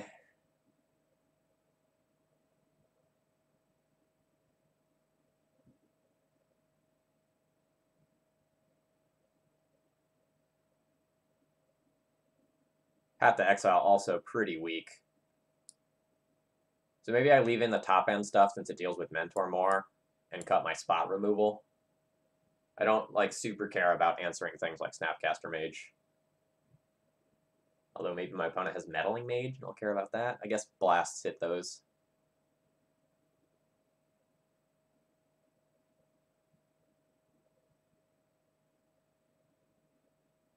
Actually, I wonder if I should board in one more Rest in Peace in respect of like Snapcaster Mage. That might not be crazy.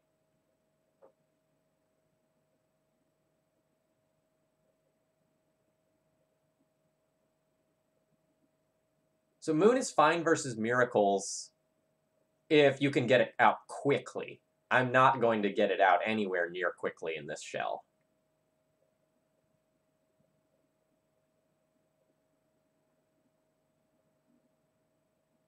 Alright, maybe I won't board another rest in peace. I don't know what to cut.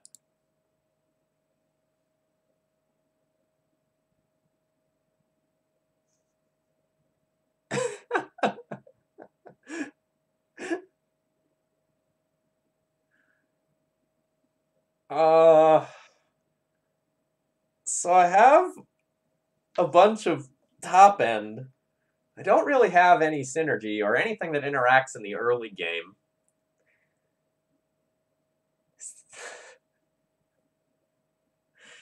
I think I still keep this hand. I'm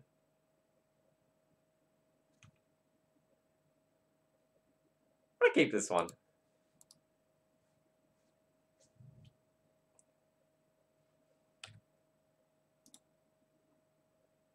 Like a master.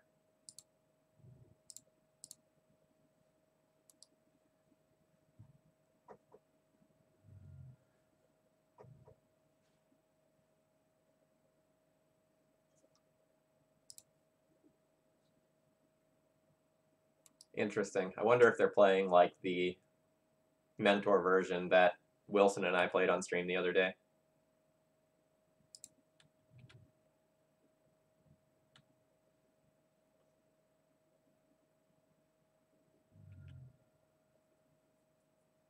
It's probably just going to be an end of turn accumulated knowledge. Yeah.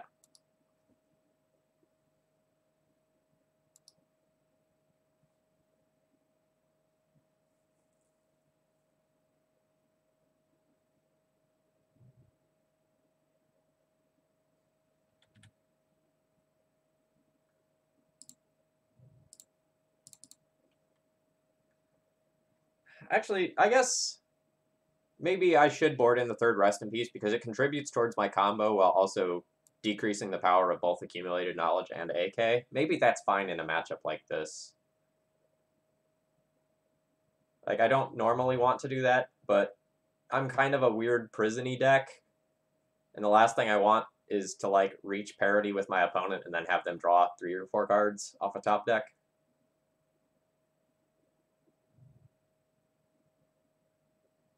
Ambush Viper? Ambush Viper.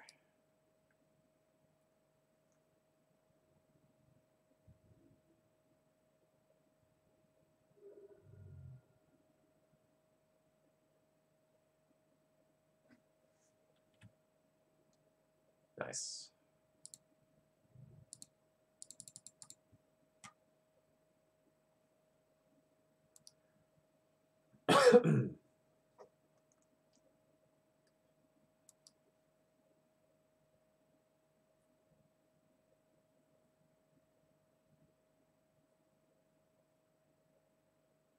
No, I've never heard of Dak Phaeton. Tell me about all of his lore in excruciating detail.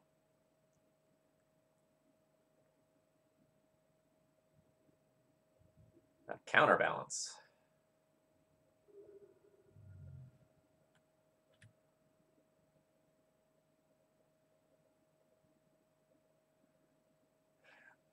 So I can just go for the win this turn with Helm of Obedience, or I can just play out Elspeth and try to play a fair game.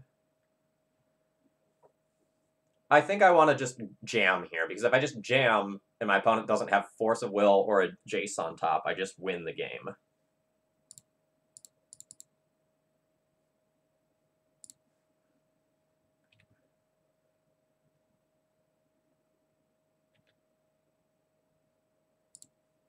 Oops, I did it.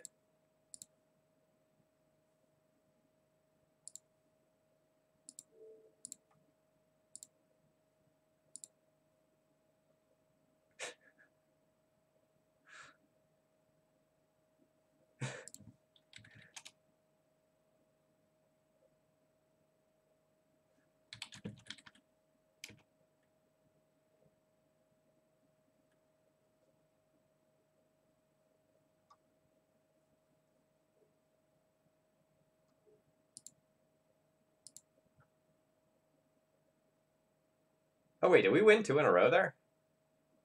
Oh, that was quick. Shoot.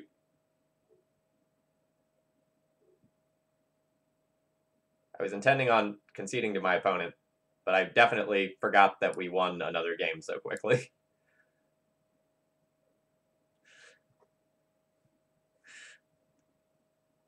The memes are strong in chat today.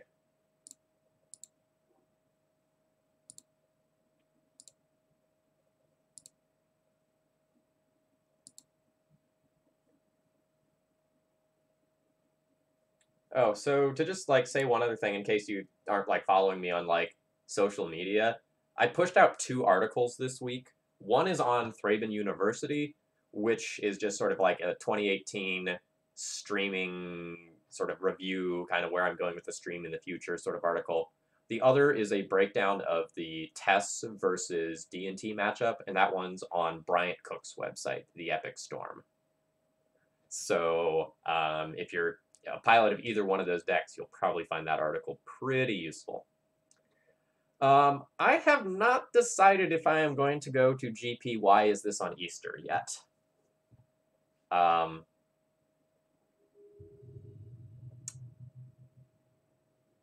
I have something else to say about that, but I don't know if it's public yet. So I'm going to hold my tongue. But I have contributed my name to something that is going to be published about that.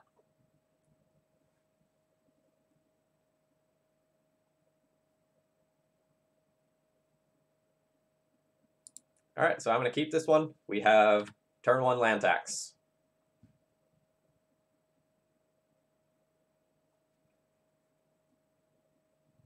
Yes, is that public now? Yeah, I contributed my name to the Leaving a Legacy letter.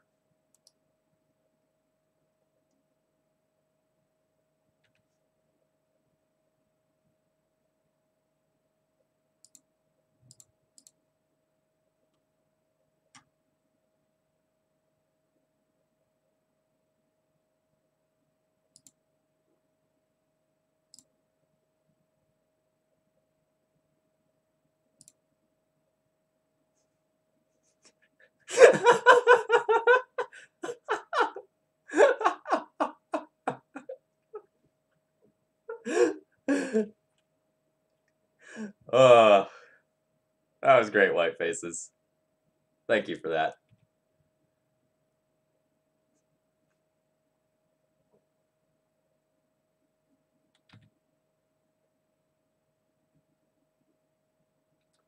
So, I might cast this Orum's Chant right now. I've got a bunch of great cards in hand. If I wait with this, it can be a little bit of a fog. But if I just cast it now, my opponent might have less of an ability to like deploy another threat or like Thoughtseize me or like set up the Delver with a Ponder.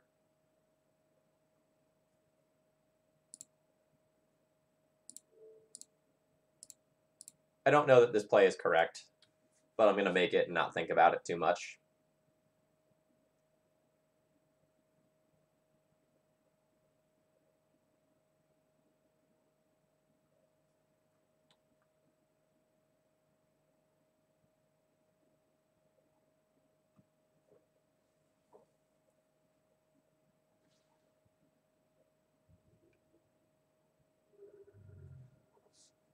Alright, my opponent has decided to not play another land and play around my land tax. So I will do the same.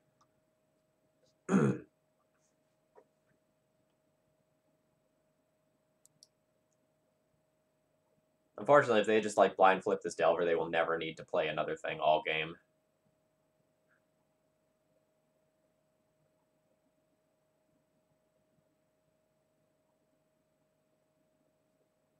So that'll take the Wrath.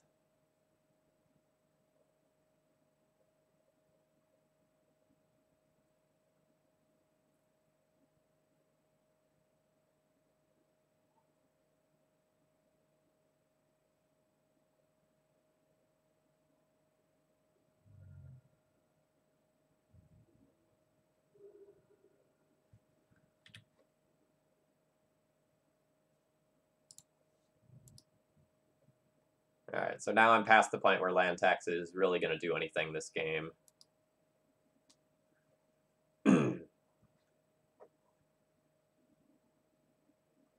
He mocks the people's cannon. We'll show him.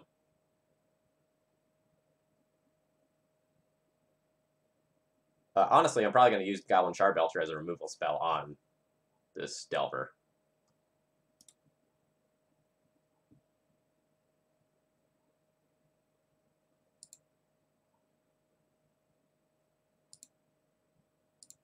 I do know that they have the daze, though, so I will need to play around that, or just throw it some other spell into it.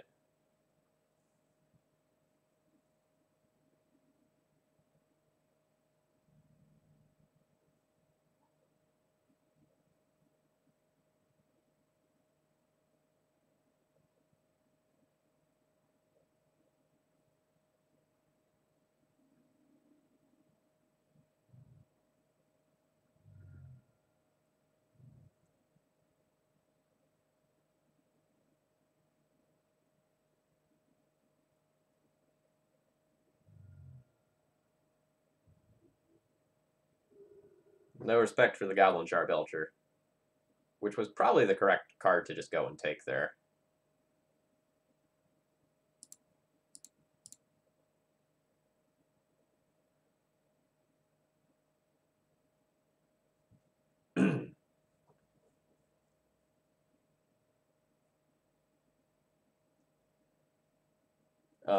A number of legacy sort of like grinders and content creators affixed their name to a letter, which just kind of vocalized some of our issues about the timing of this GP.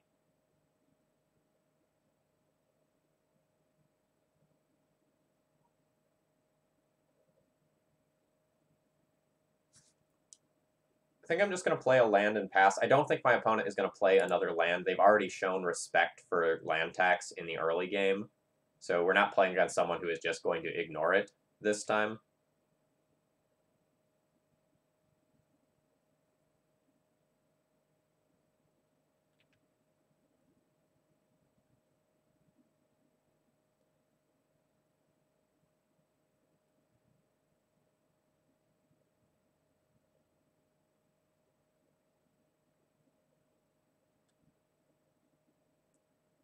I'll make sure that it gets posted on my Twitter later today.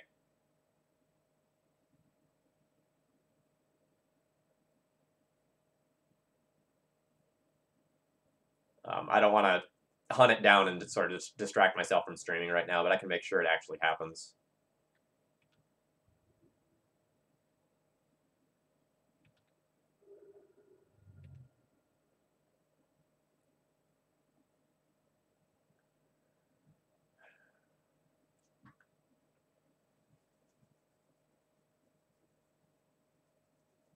So I can Enlighten Tutor for an Oblivion Ring and 100% play that around a daze. I can also shuffle away the Goblin Charbelcher with Scroll Rack.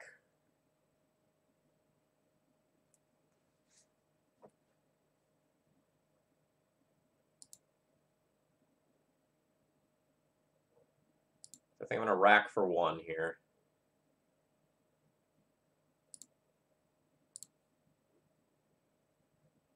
Land tax. Not great. I'll put the Charbelcher on top of the library, and then I'll pass my turn.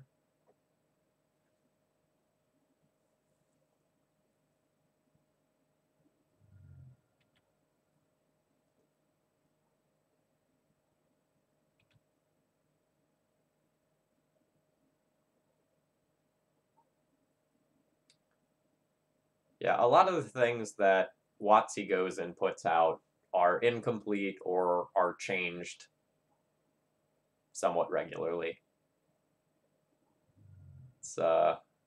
It can be a little frustrating if you're like somewhere on the grind and you need to plan ahead about what you want to be doing.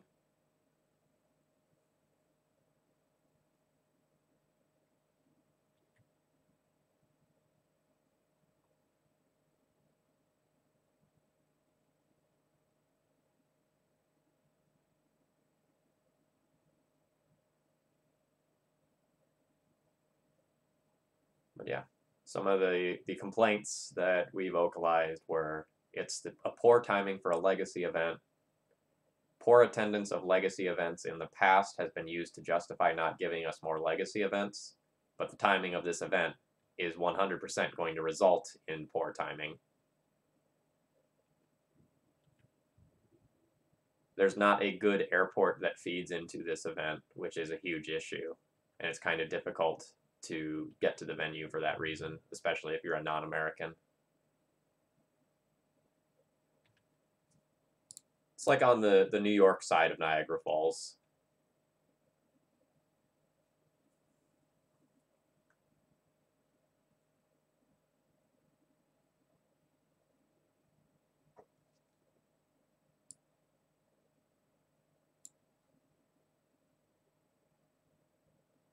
So it's kind of weird. This actually could just be an opportunity to get Zurin Orb.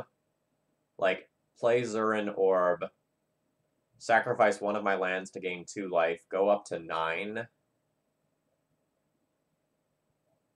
take 6 from Delvers, go to 3, get a bunch more lands, and then try to draw into like a path or a follow-up piece of hate. Because I think if I just get like an O-ring and remove a Delver, it's not going to be good enough.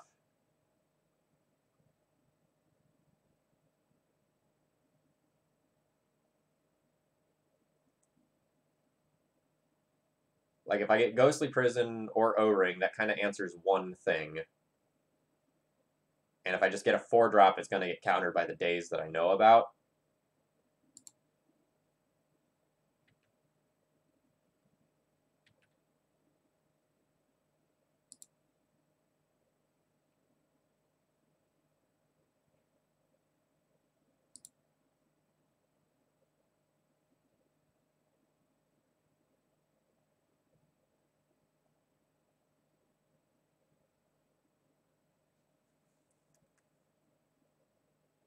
So the upside of this is that if it works, I effectively get to draw 6 cards.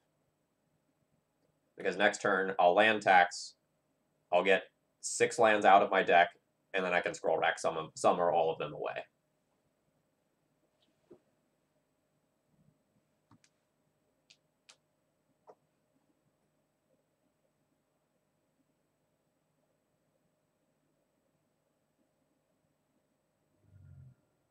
It's so unfortunate. Life was going to be good.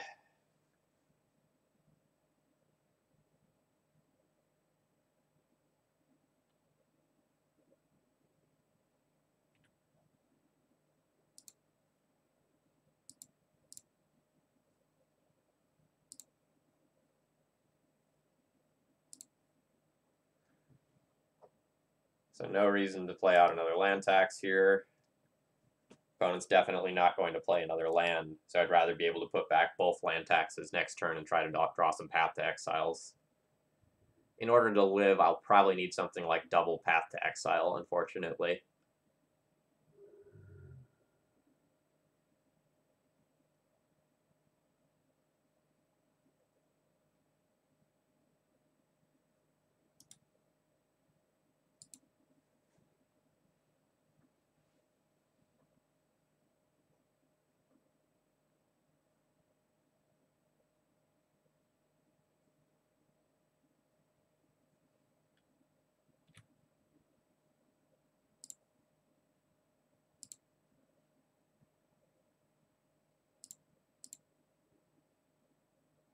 Alright, that is not good enough.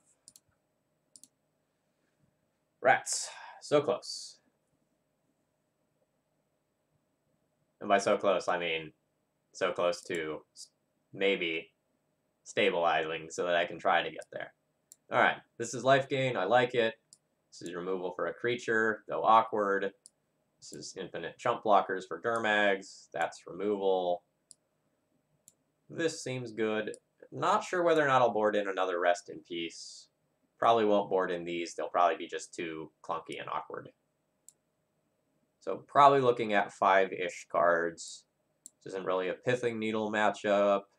This is a Zurin Orb matchup. Harm's Chant is okay.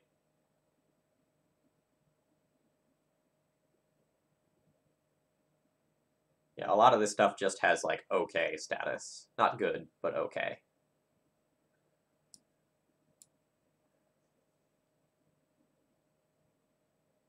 Might be overboarding a touch.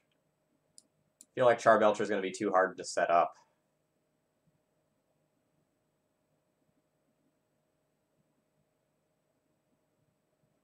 Here he might be too hard to cast, even though it's removal.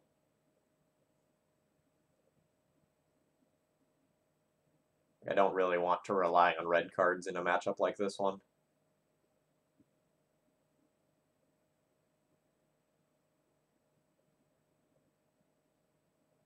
Yeah, deck donations are $12. I have support from Card Hoarder, so I can borrow all of the cards for it.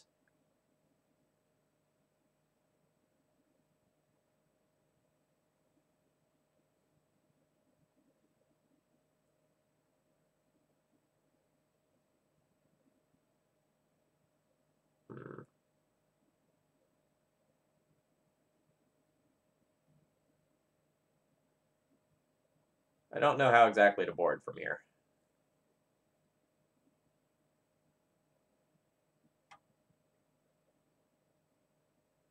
Because like normally I've been cutting Zuran Orb and Ivory Tower, but I definitely want the life gain in a matchup like this one.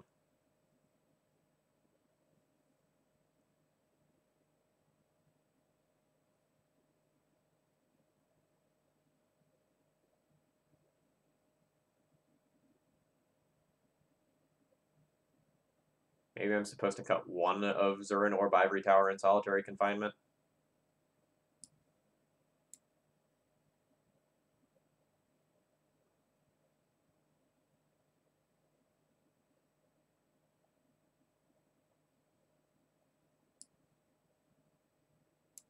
Let's go down to one Helm. Hey, welcome.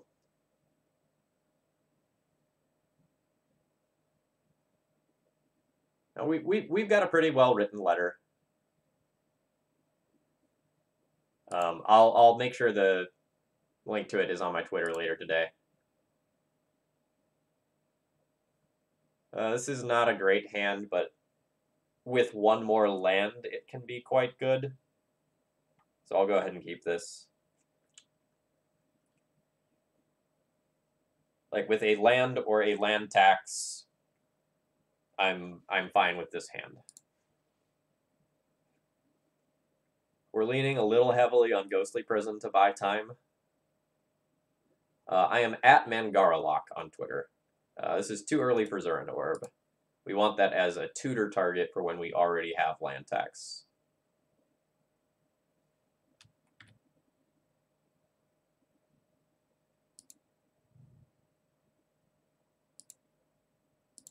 Before they have like any sort of possible mana up, I'm going to play out this Mox Diamond. I do have a couple of red cards in the deck, and I want to have access to them.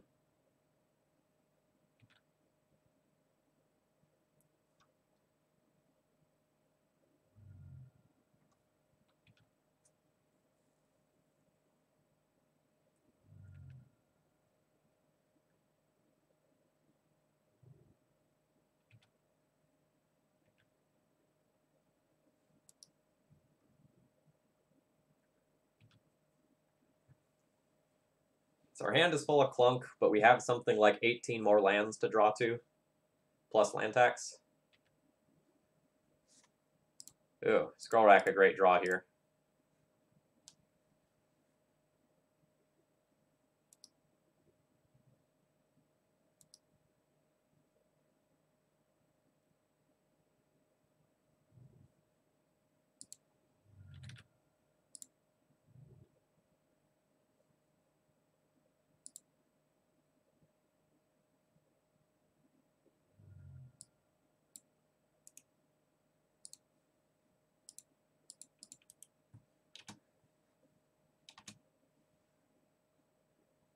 All right, so sorry, I was looking away. Just grab my Twitter handle.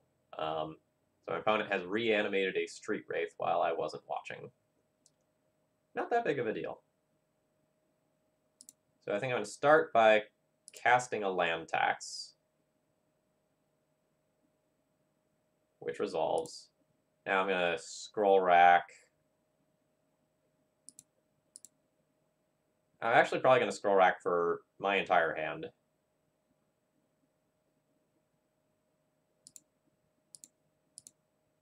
I have great cards in hand, and I really just want to protect them from discard. So I think I want to curve Ghostly Prison into Elspeth.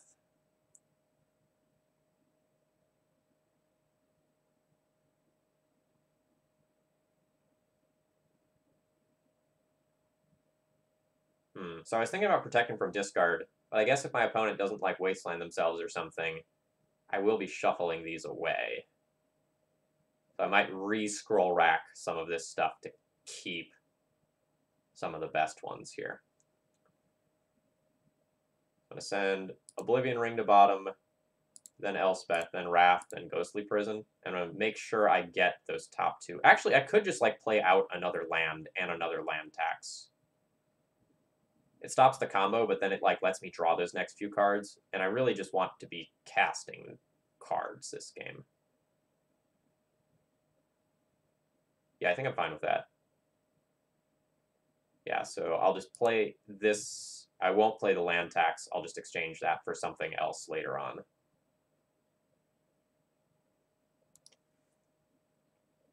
Yeah, so now my best cards are protected. And I feel like I have tools to win this game.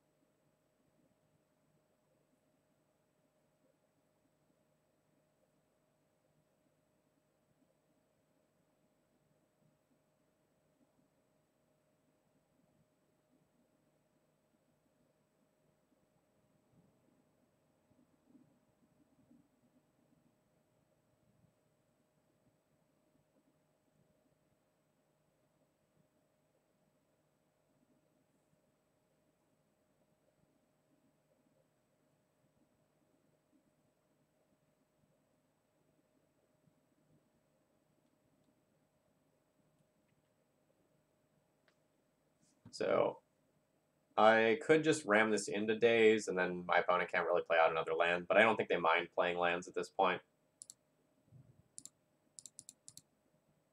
So I'm just going to play a Ghostly Prison here around Daze.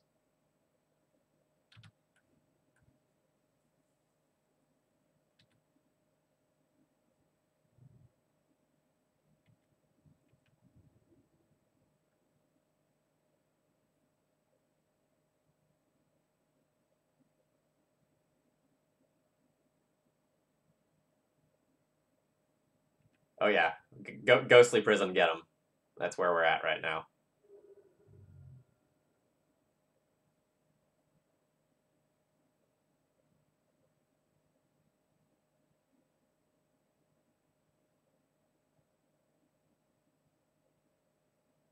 So like I've got access to a Wrath of God coming and a Planeswalker coming.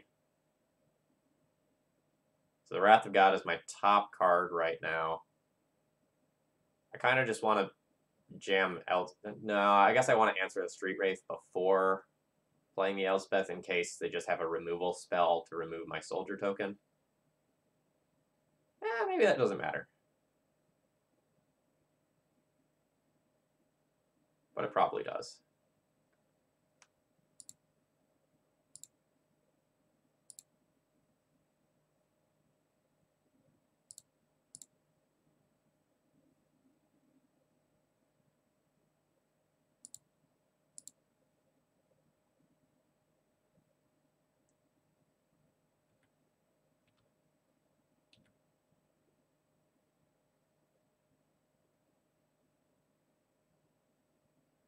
So I want to save this in case they have a Planeswalker.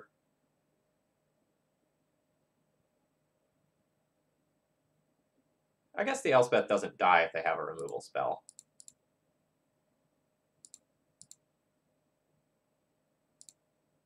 And if they have like a Daze or something to counter this, I'd rather just have my removal spells not get countered.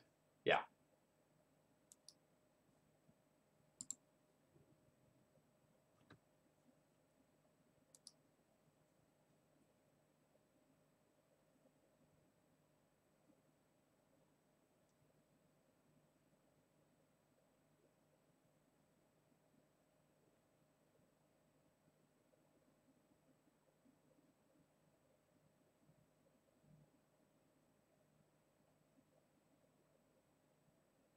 So now kind of the card I want to get is Zurin Orb. I just want to sacrifice one of my lands and start drawing a whole bunch of cards. Thoughtseize not all that big of a deal. I do wish that I had the land tax in my hand, and that was a mistake I knew that I made for just this reason.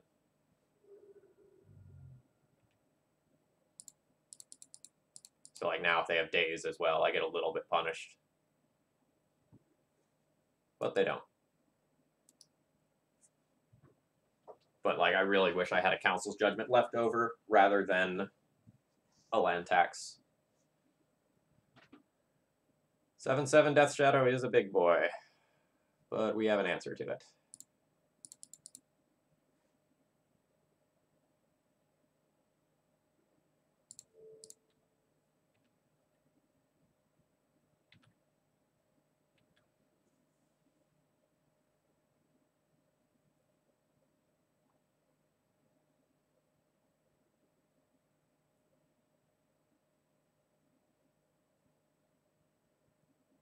So one decent draw probably breaks this game open for me.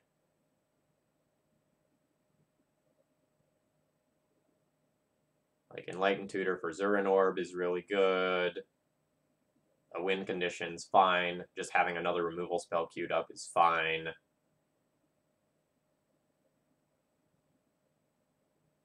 My opponent has a lot of cards, but I'm kind of under the assumption that at least some of them are just lands that they're holding.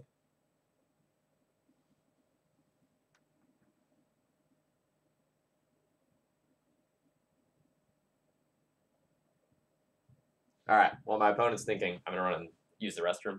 Be right back.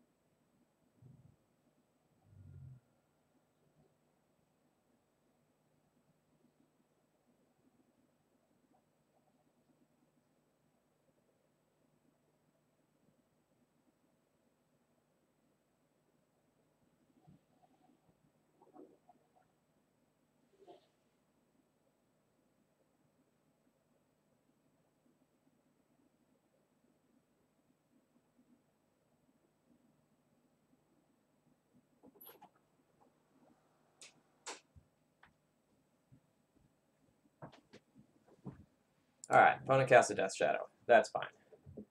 Also, I did not realize how fabulous of like hat hair / bedhead I have this morning. All right, so my opponent wastelands themselves.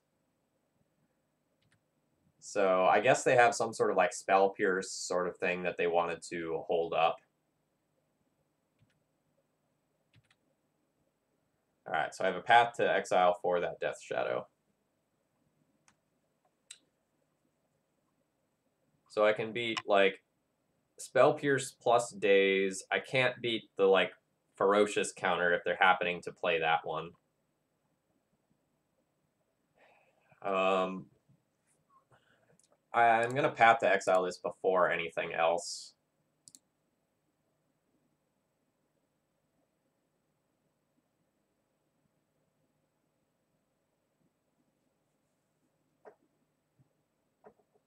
Alright, that just worked. I can scroll rack and like try to cast something else this turn, but my opponent has kind of telegraphed something like a spell pierce, so I don't really want to just do that.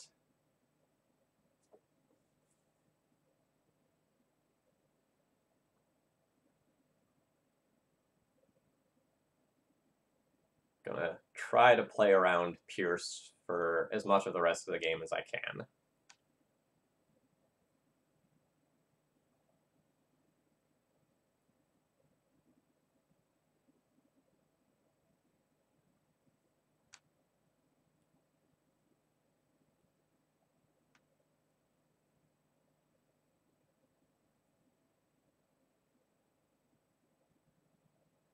And I'd take something as simple as like a Phyrexian Revoker at this point. My opponent's down to 4.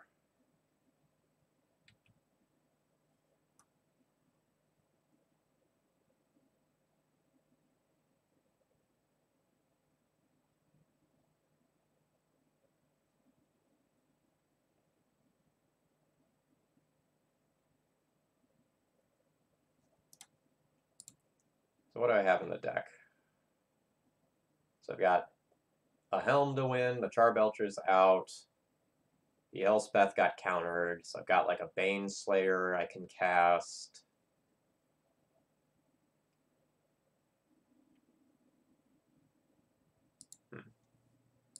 Thought I boarded in another win condition too. What am I forgetting about? Is Nahiri in the deck? I think Nahiri's still on the sideboard. Nahiri's still on the sideboard. Alright, so my opponent's played out a Delver. And now they have wastelanded themselves. So like still like super telegraphing that they have something like a Pierce.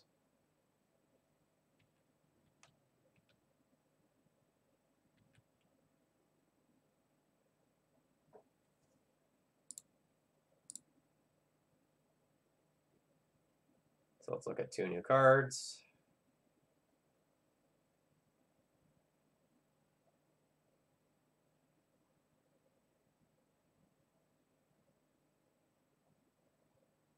Stifle.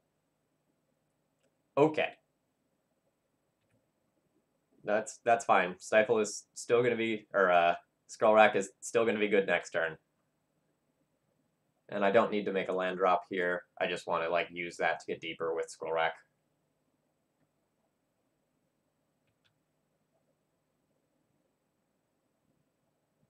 Alright, so now I should try to play around 3 mana worth of stuff. Alright, that's kind of annoying.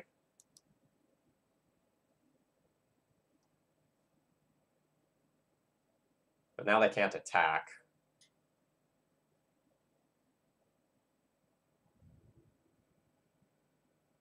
No. No.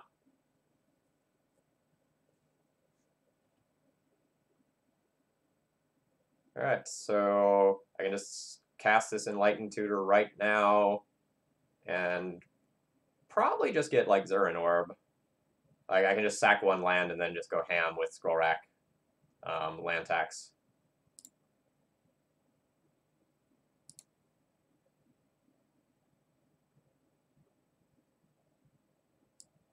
I'll take a minute to think about my options though. No, it's Zurin Orb.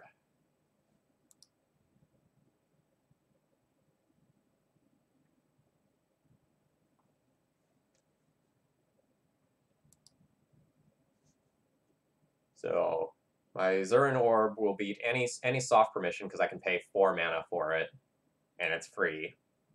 So I just need my opponent not to have Force of Will, and I'm pretty sure they have Spell Pierce Daze, so it would have to be the card that they drew for turn.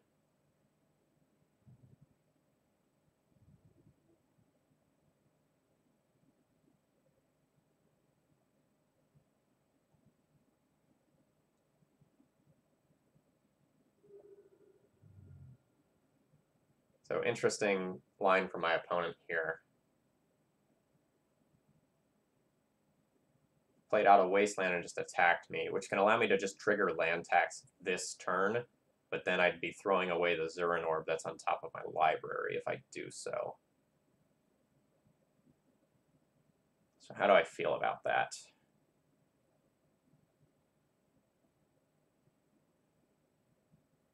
I think I really want the Zurin Orb.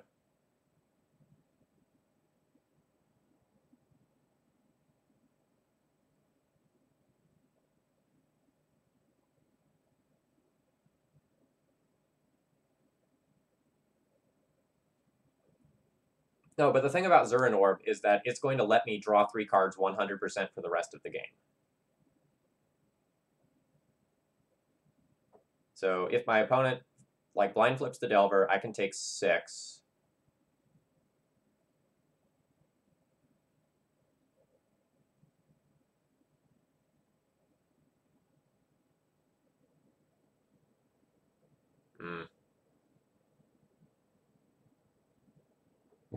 All right, I'm gonna take the land tax cards, but I think it's a very close decision.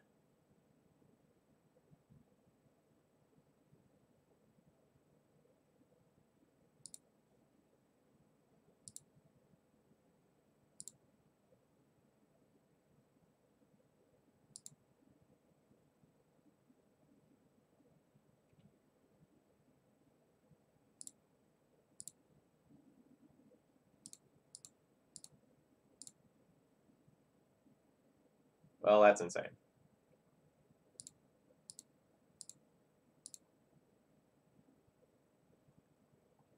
So I think my opponent has days.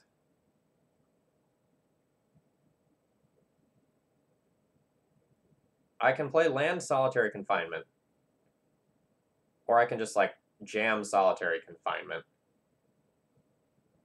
If I just jam solitary confinement and they daze, I'm not land taxing anymore. If I play land and solitary confinement,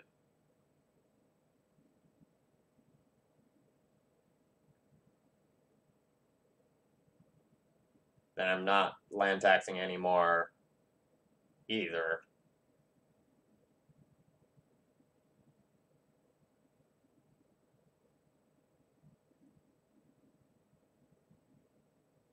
One of the other issues with solitary confinement is if I just like cast it and it resolves because my opponent doesn't have days, then no, I know they have the days.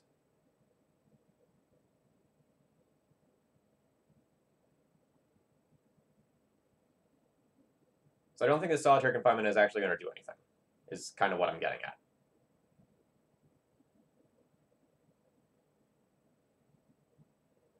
Because I can't indefinitely support it. If it resolves, my opponent just wastelands themselves, and I kind of lose out. Is it fine if they just wasteland themselves?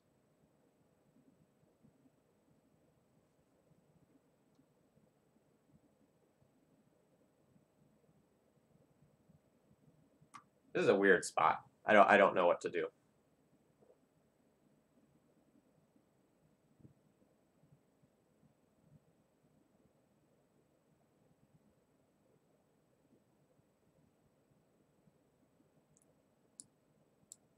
Could be correct to just cast nothing. Hope they don't have a land. And then try to go deeper.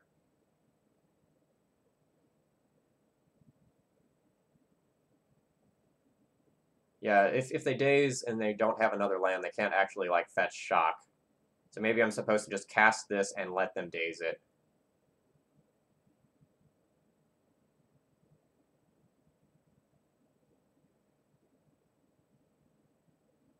But it's super bad for me still.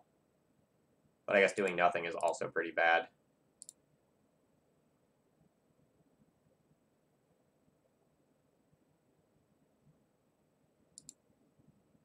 No, I guess I want to take the world where they wasteland themselves.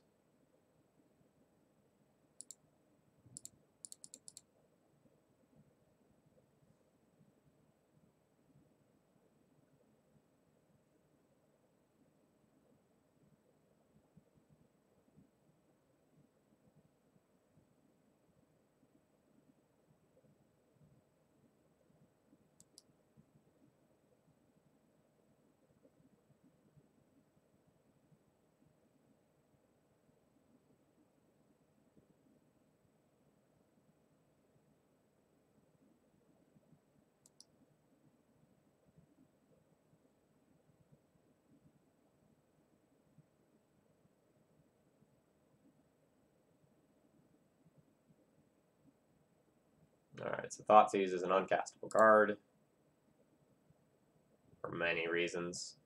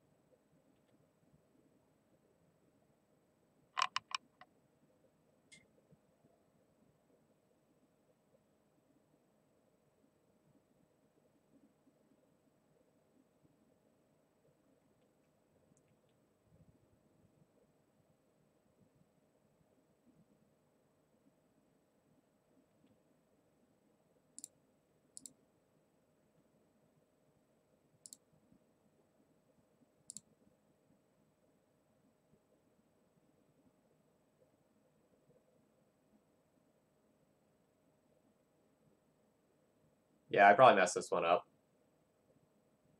I agree.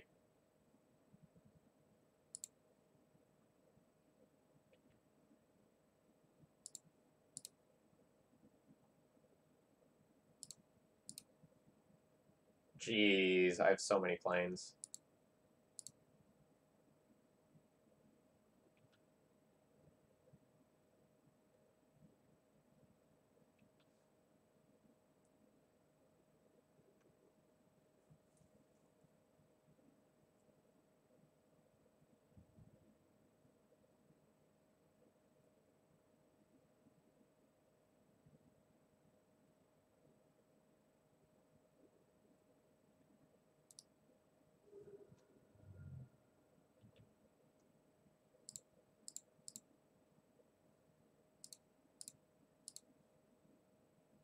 Alright, that's fine.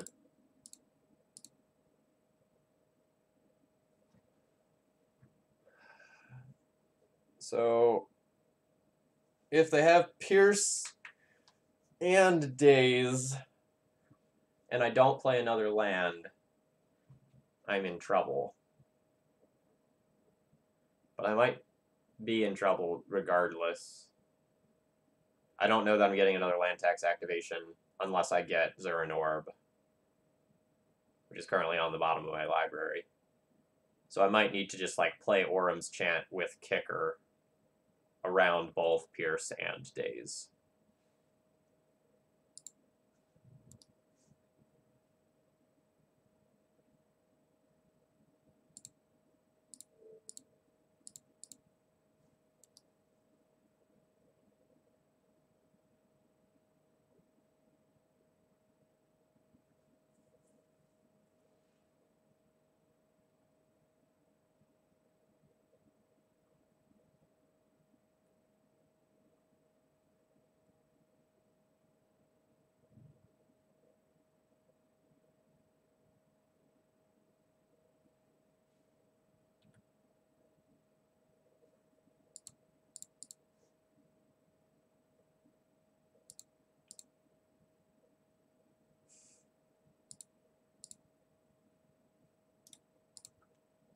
Alright, it is what it is.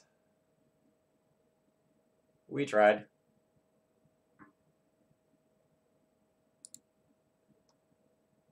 Alright. So we took down a whopping 1 match with this deck list. It wasn't the most powerful deck list, but it was certainly a lot of fun. So there's plenty of changes we could make to this deck list. Number one, I don't think the red's worth it. I think probably all those red cards should go for other options. So I think that's change number one to make. Change number two, I probably want to... All right. How do I do this? Let's just kind of take those off screen and not talk about this. So I want to cut this. I want to cut this.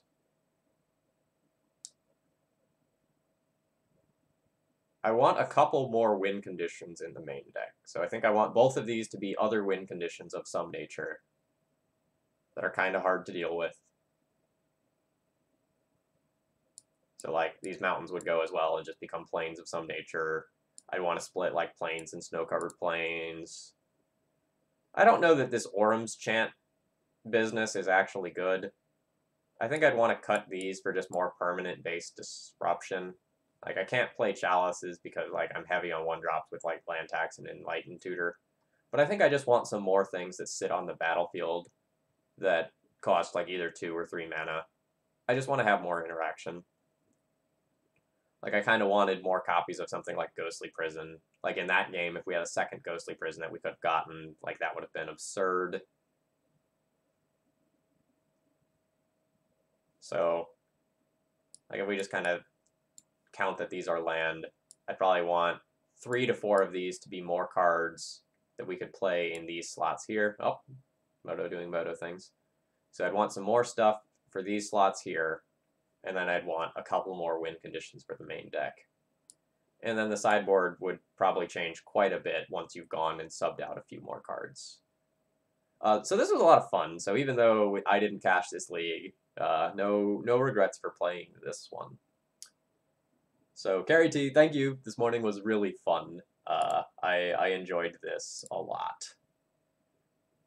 So I'm going to take a second here and see who all else we have streaming Legacy while I sort of do my tail end of this here.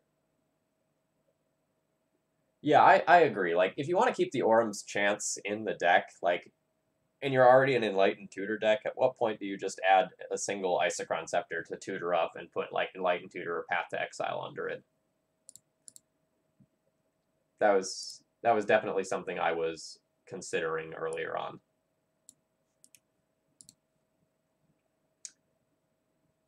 Okay, so I want to thank my sponsors, Cardboard Live, for making everything easier for me with the deck list on screen. They're pretty great. And Card Hoarder for letting me borrow all of the cards for today's stream.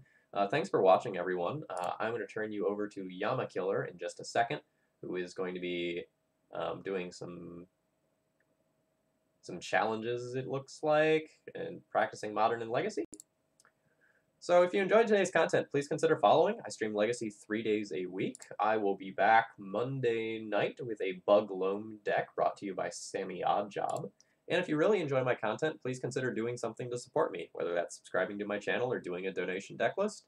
If we get some weather in Roanoke and I get a couple more donations, I will very likely stream on Monday and or Tuesday if I'm out of school. I'll keep you posted on Twitter about that.